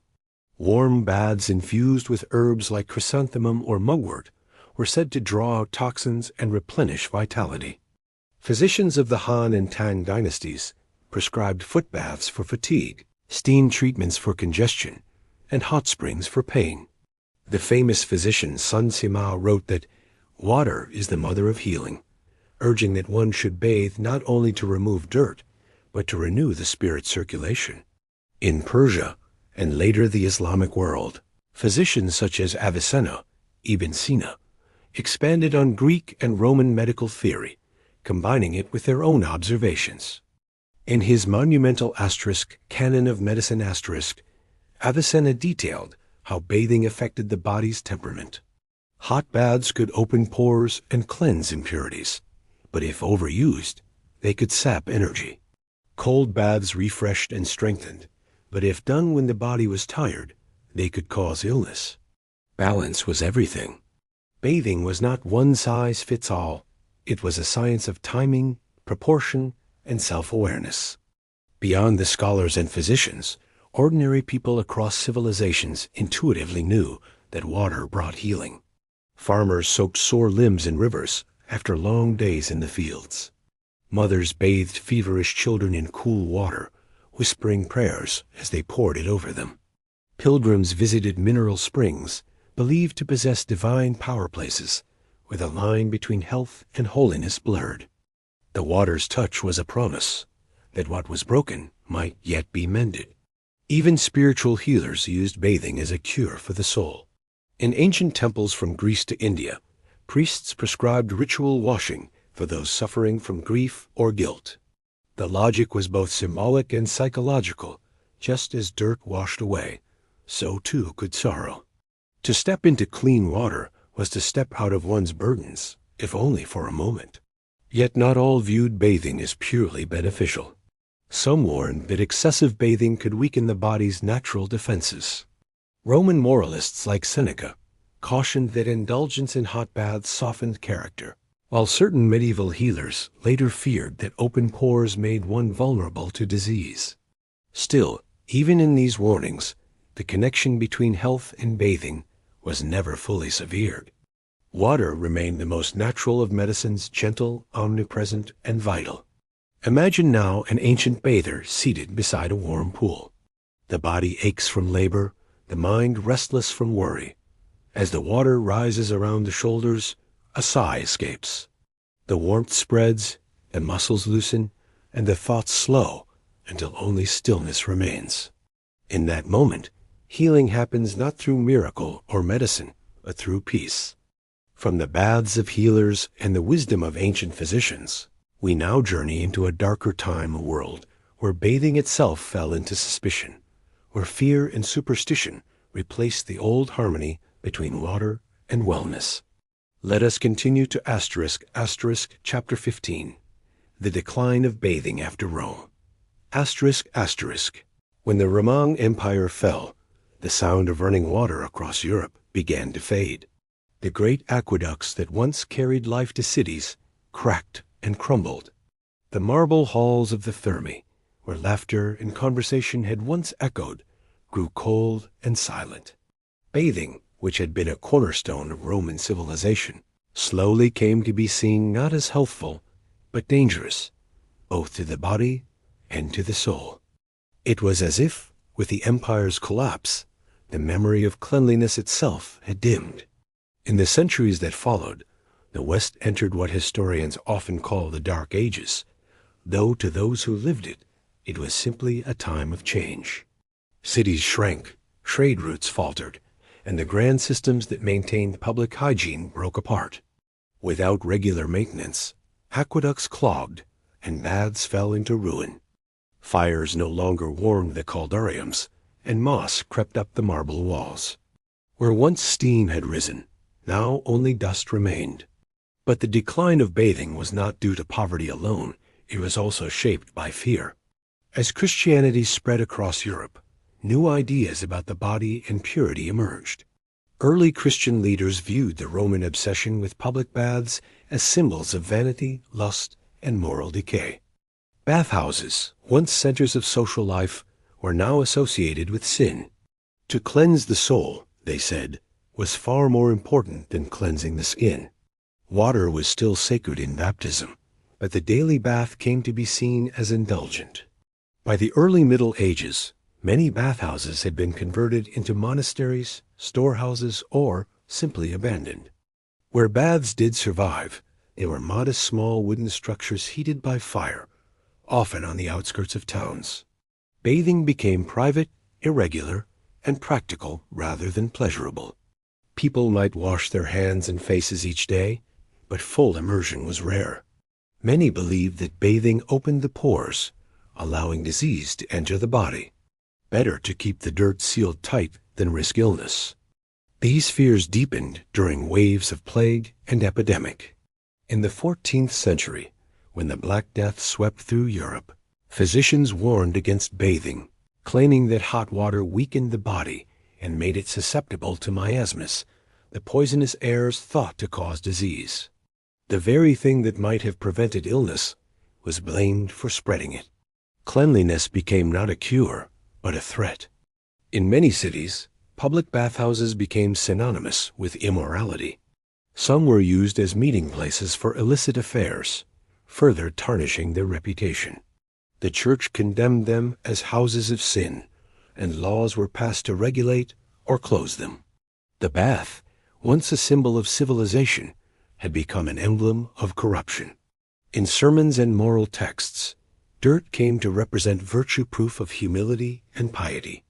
The unwashed monk or hermit was admired for turning away from worldly pleasures, his grime a badge of spiritual purity. Still, not all bathing disappeared. The tradition endured quietly in pockets of Europe, among the wealthy, who could afford private facilities, among peasants, who bathed in rivers during summer, and in regions influenced by the Islamic world, where hygiene remained central to faith.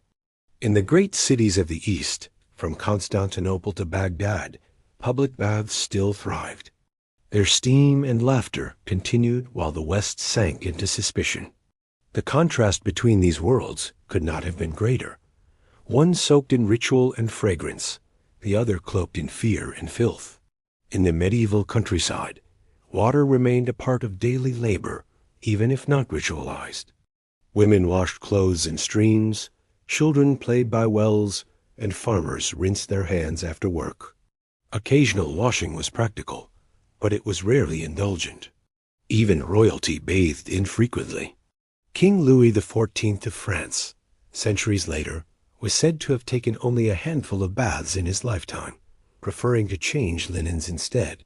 To mask odor, perfumes and powders became substitutes for water.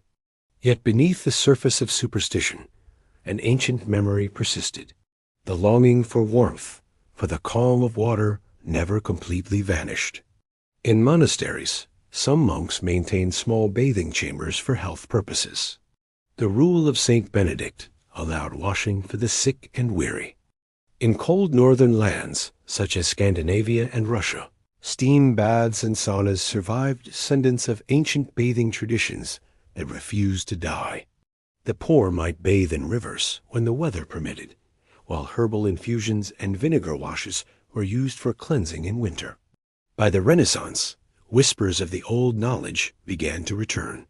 Scholars rediscovered Roman and Greek texts on medicine and hygiene.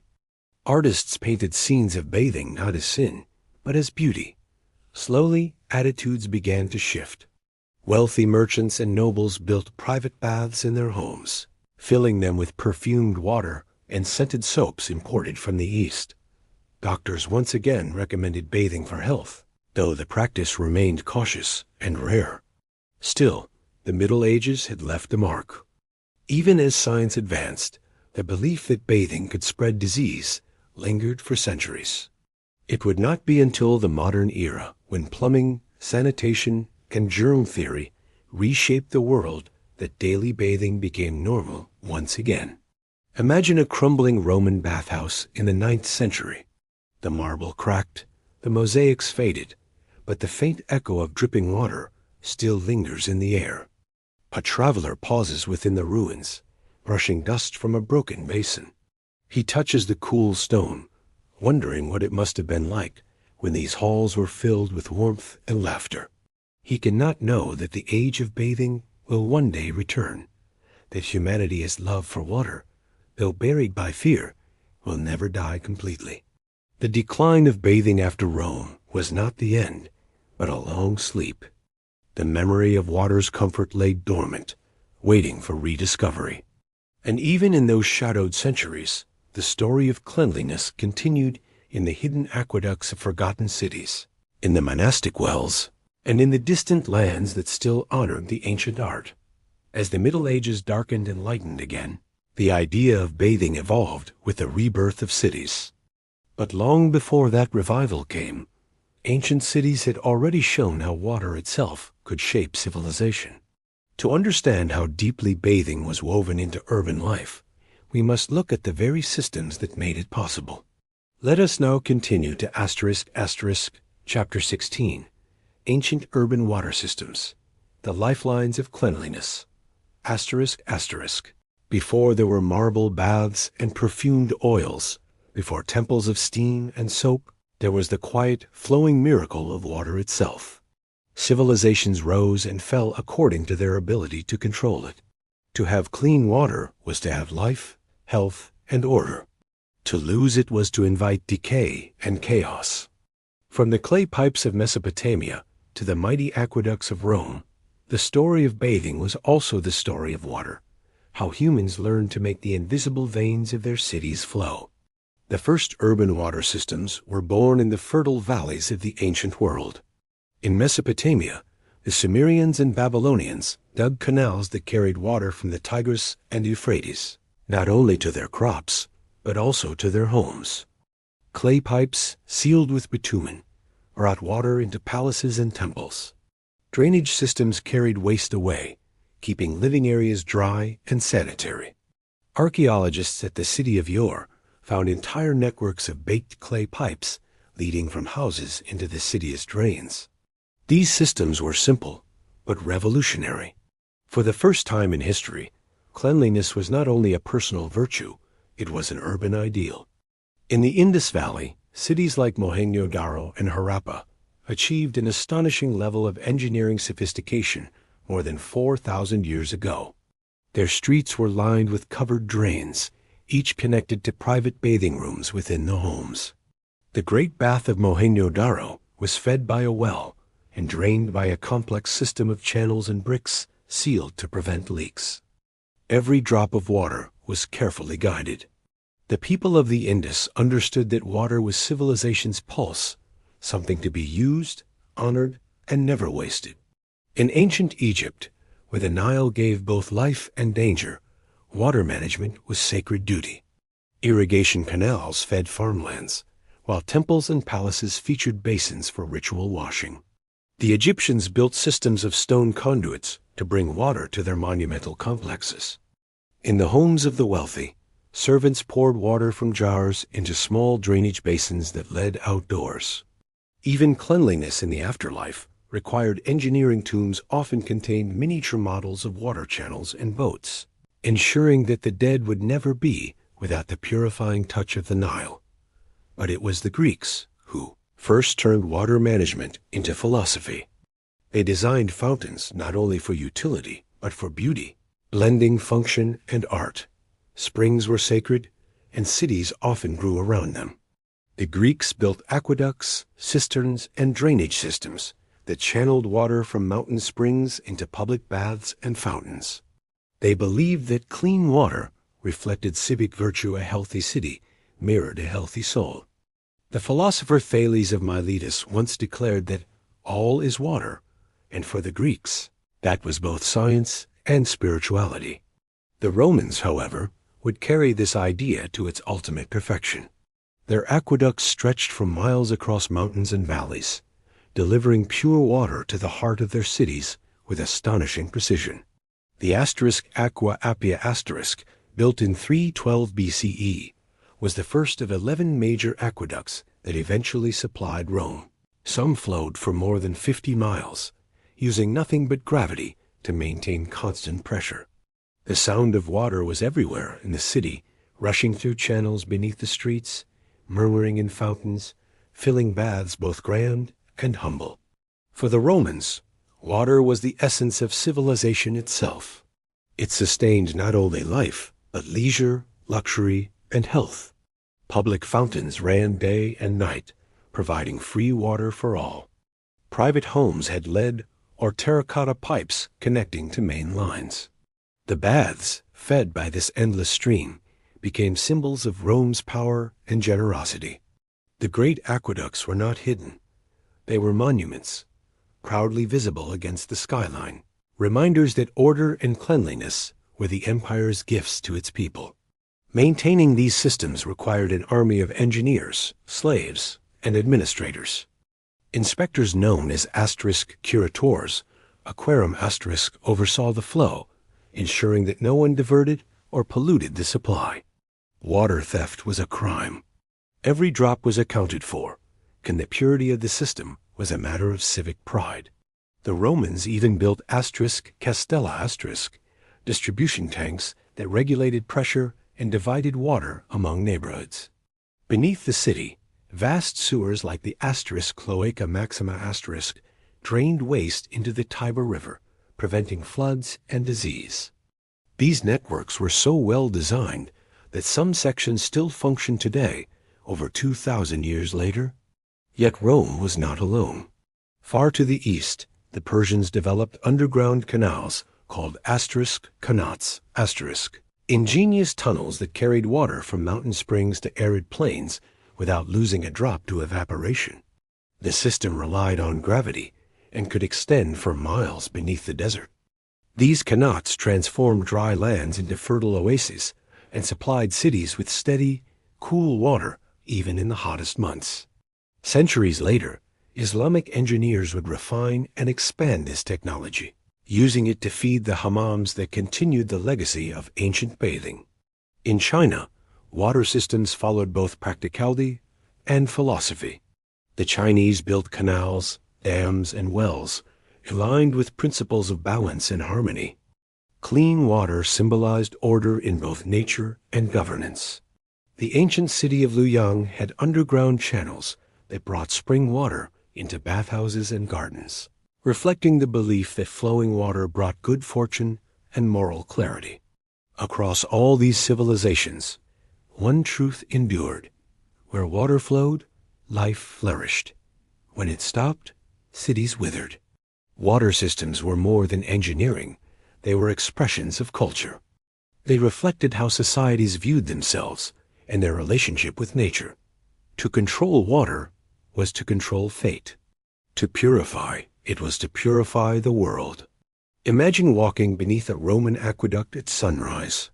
The arches cast long shadows across the earth, and water glitters in the channel above, murmuring softly as it flows toward the city. A farmer pauses his cart to listen. The sound is steady, timeless. It is the heartbeat of civilization, a reminder that somewhere, in the heart of the city, people will soon gather in baths and fountains, washing away the dust of the world. Even in decline, these systems left a legacy. Centuries later, when new cities rose upon the ruins of the old, they followed the same logic.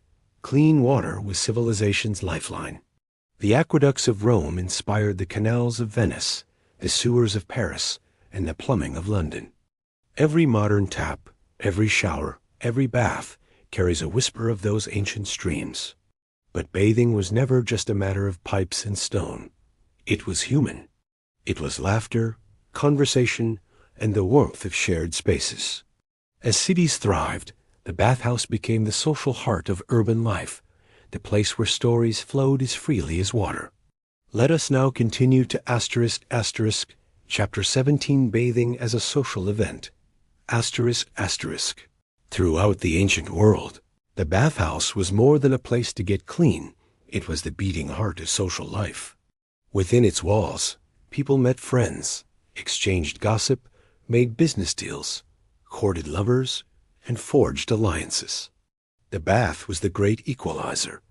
Rich or poor, soldier or scholar, everyone shared the same water. Beneath the columns and steam, humanity mingled freely, stripped literally and symbolically of its layers of status and pretense. Nowhere was this truer than in ancient Rome. The thermae were as bustling as marketplaces, filled with laughter, voices, and echoes of conversation bouncing off marble. Mornings belonged to the wealthy, who arrived with servants carrying oils and towels. Afternoons welcomed the crowds, laborers, soldiers, and tradesmen, all eager to wash away the dust of the day. It was said that more news spread in the baths than in the Senate. Politics, art, philosophy, and rumor all flowed together with the warm water. Inside, every chamber buzzed with life. In the tepidarium bathers reclined on stone benches, exchanging stories as attendants massaged fragrant oils into their skin. In the calderam men argued over gladiator matches or the emperor's latest decree while sweat rolled down their backs.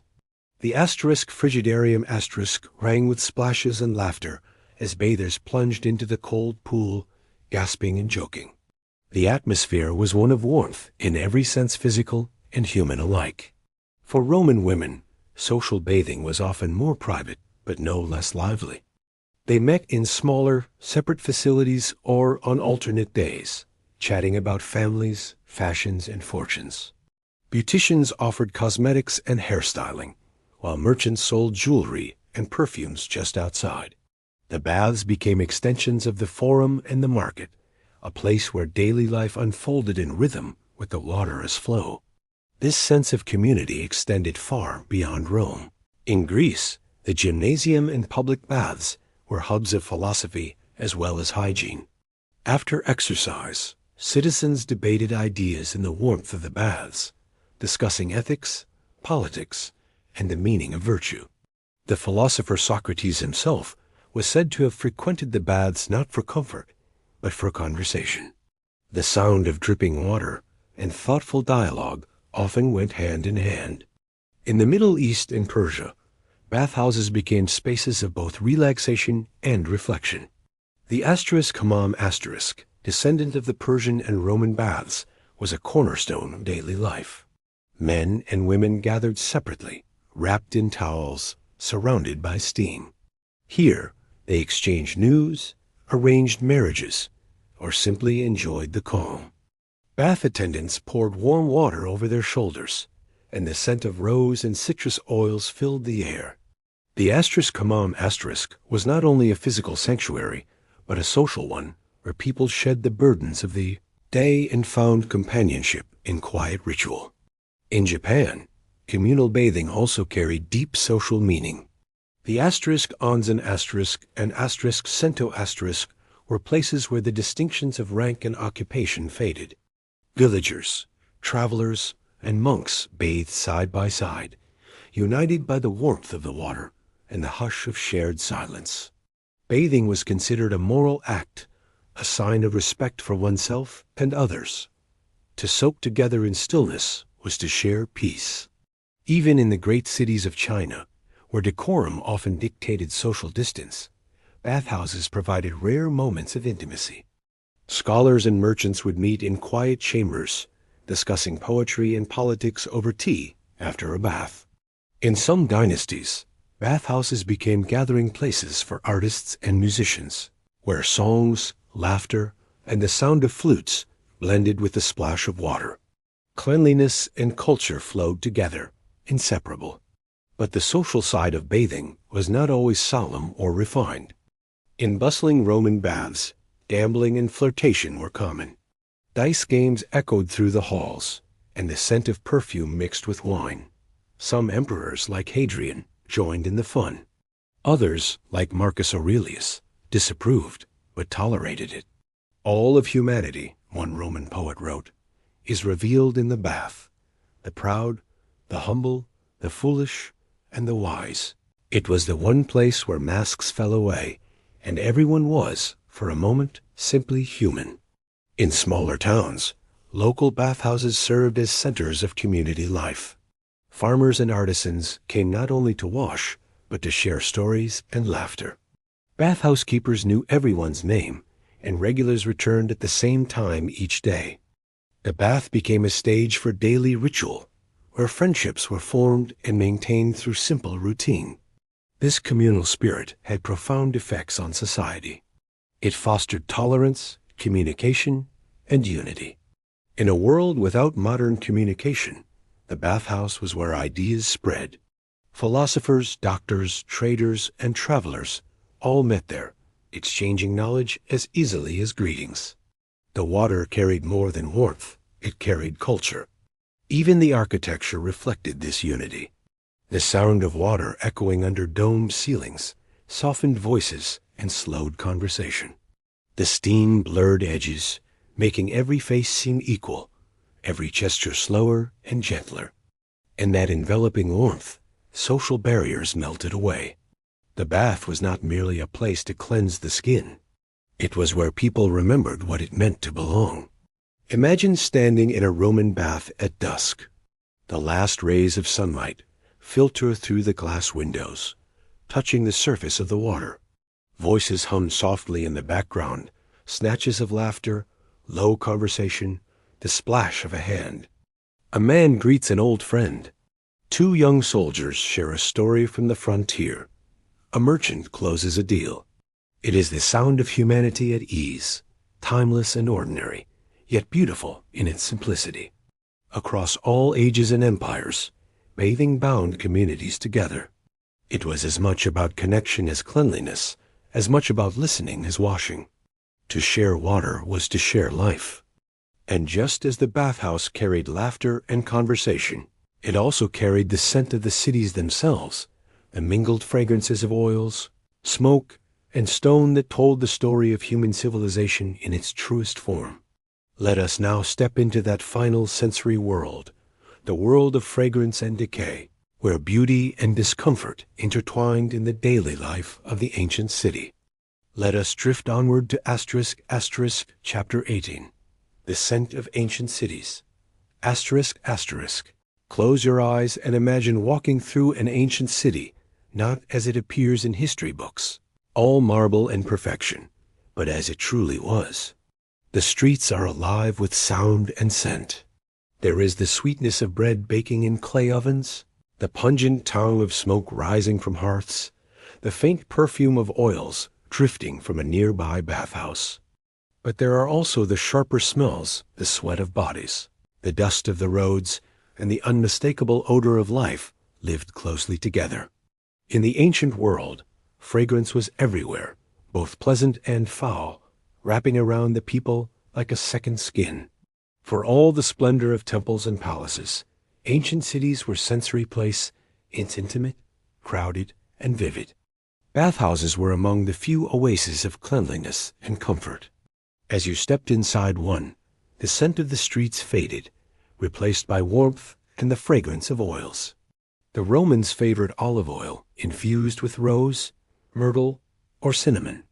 The Greeks loved blends of thyme and marjoram, while the Persians perfumed their steam rooms with rose water and saffron. The air shimmered with steam, carrying traces of heat and luxury. For a few brief moments, a bather could breathe deeply without the weight of the city pressing in. Outside, however, the smells of the ancient world were less forgiving. Cities lacked modern sanitation. Waste was carried away in carts or dumped into rivers. Markets filled the air with the mingled aromas of spices, cured meats, and fish. In Rome, the smell of the Tiber River sweet, foul, and inescapable drifted through the streets.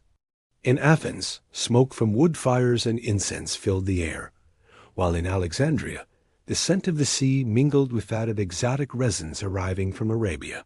Each city had its own perfume, a mixture of beauty and decay that told the story of its people.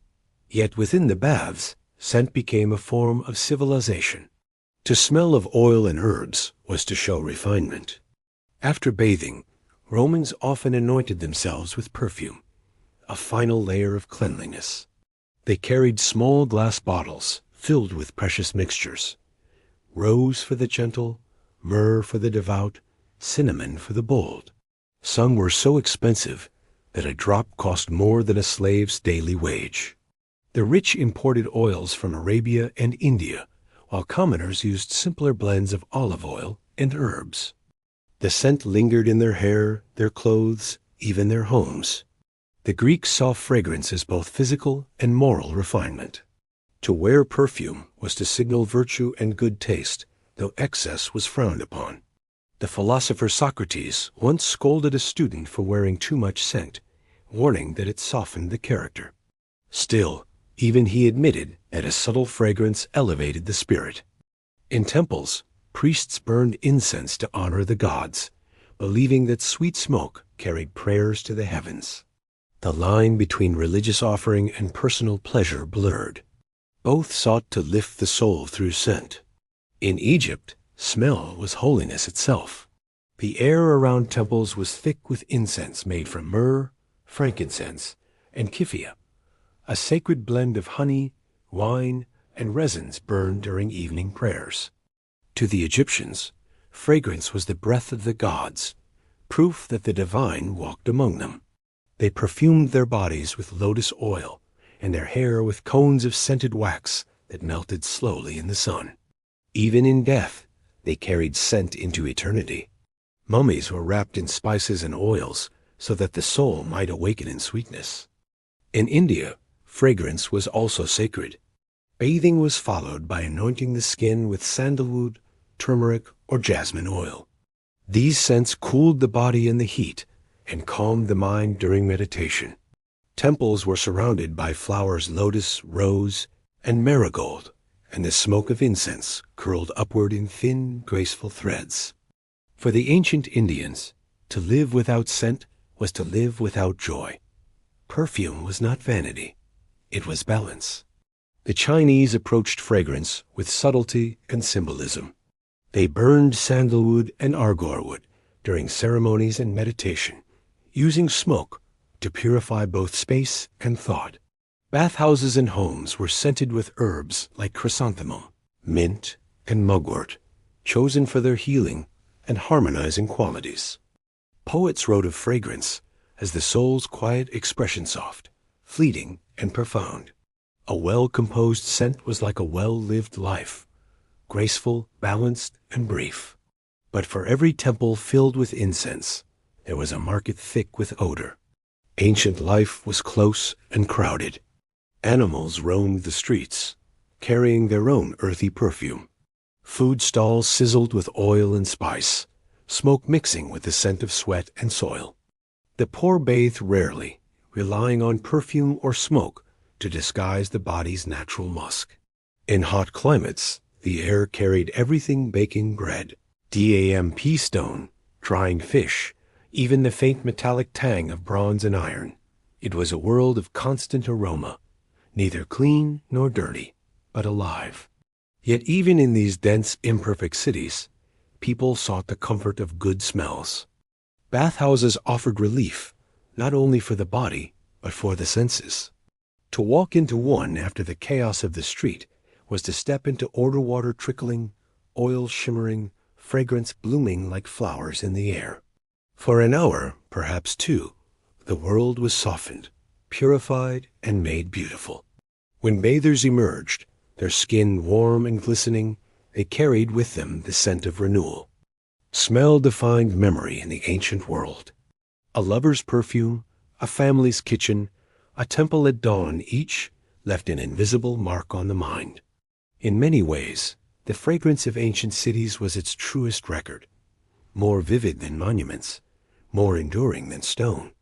The smell of smoke and rosewater, sweat and incense, told the story of humanity in its rawest form, a story of survival, worship, and beauty amid the dust. And so, as the night settles over those cities long turned to ruin, the scents of their lives linger still in the cracks of old baths, in the traces of oils found in clay jars, in the very soil where people once washed, prayed, and dreamed. The fragrance of their world may have faded, but its essence remains, the eternal human wish to feel clean, whole, and at peace. Now, as the water stills and the echoes fade, let us step into the quiet reflection of all we've seen, the story of bathing from rivers to empires, from ritual to ruin. Let us close our journey with a final thought in **** the closing, the eternal calm of water. ***.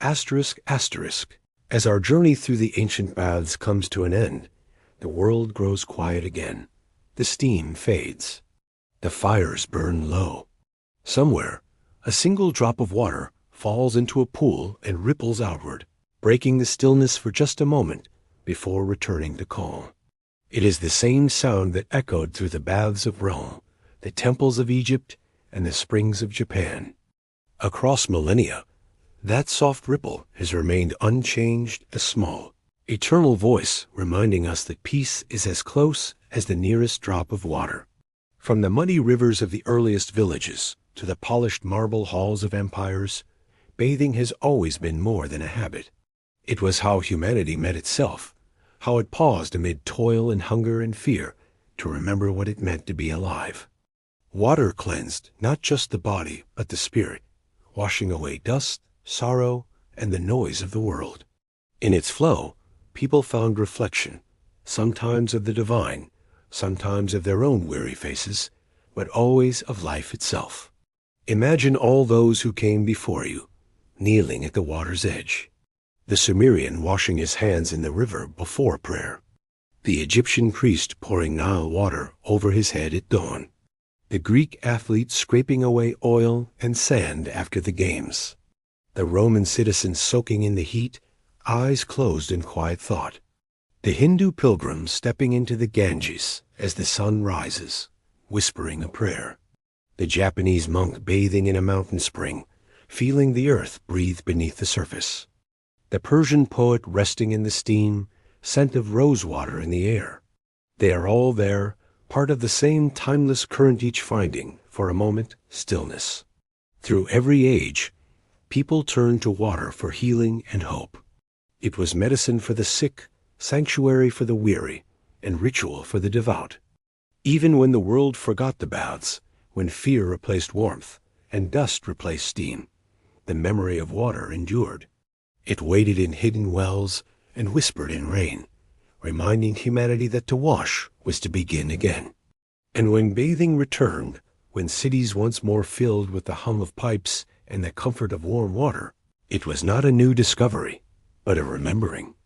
A return to something older than civilization, a truth that the ancients had always known, that in cleansing the body, we quiet the mind, that in water's embrace, we find both humility and grace. So now, as you drift into rest, imagine the water around you, still, warm, endless. Feel the weight of the world slip away, like dust dissolving in the current. Let your breath slow. Let your thoughts soften and fade. You are floating in the same peace that soothed pharaohs, philosophers, and wanderers alike. You are part of that ancient rhythm, the slow and steady heartbeat of the world. And as the last echoes fade, remember this. Civilizations rise and fall, stones crumble, and names are forgotten, but the water remains. It flows through time, gentle and patient, carrying within it all the stories we've told tonight, stories of hands, of hearts, of hope. Thank you for joining this journey through asterisk history for Sleep Asterisk. If you found calm in these words, take a moment to subscribe and share this story with others who need rest. Tell us in the comments where and when you listen, whether it is to unwind after a long day or to drift gently into dreams. Every listener helps keep this quiet history flowing. Now, close your eyes. The past is still. The water is warm. You are safe. You are home. Sleep well.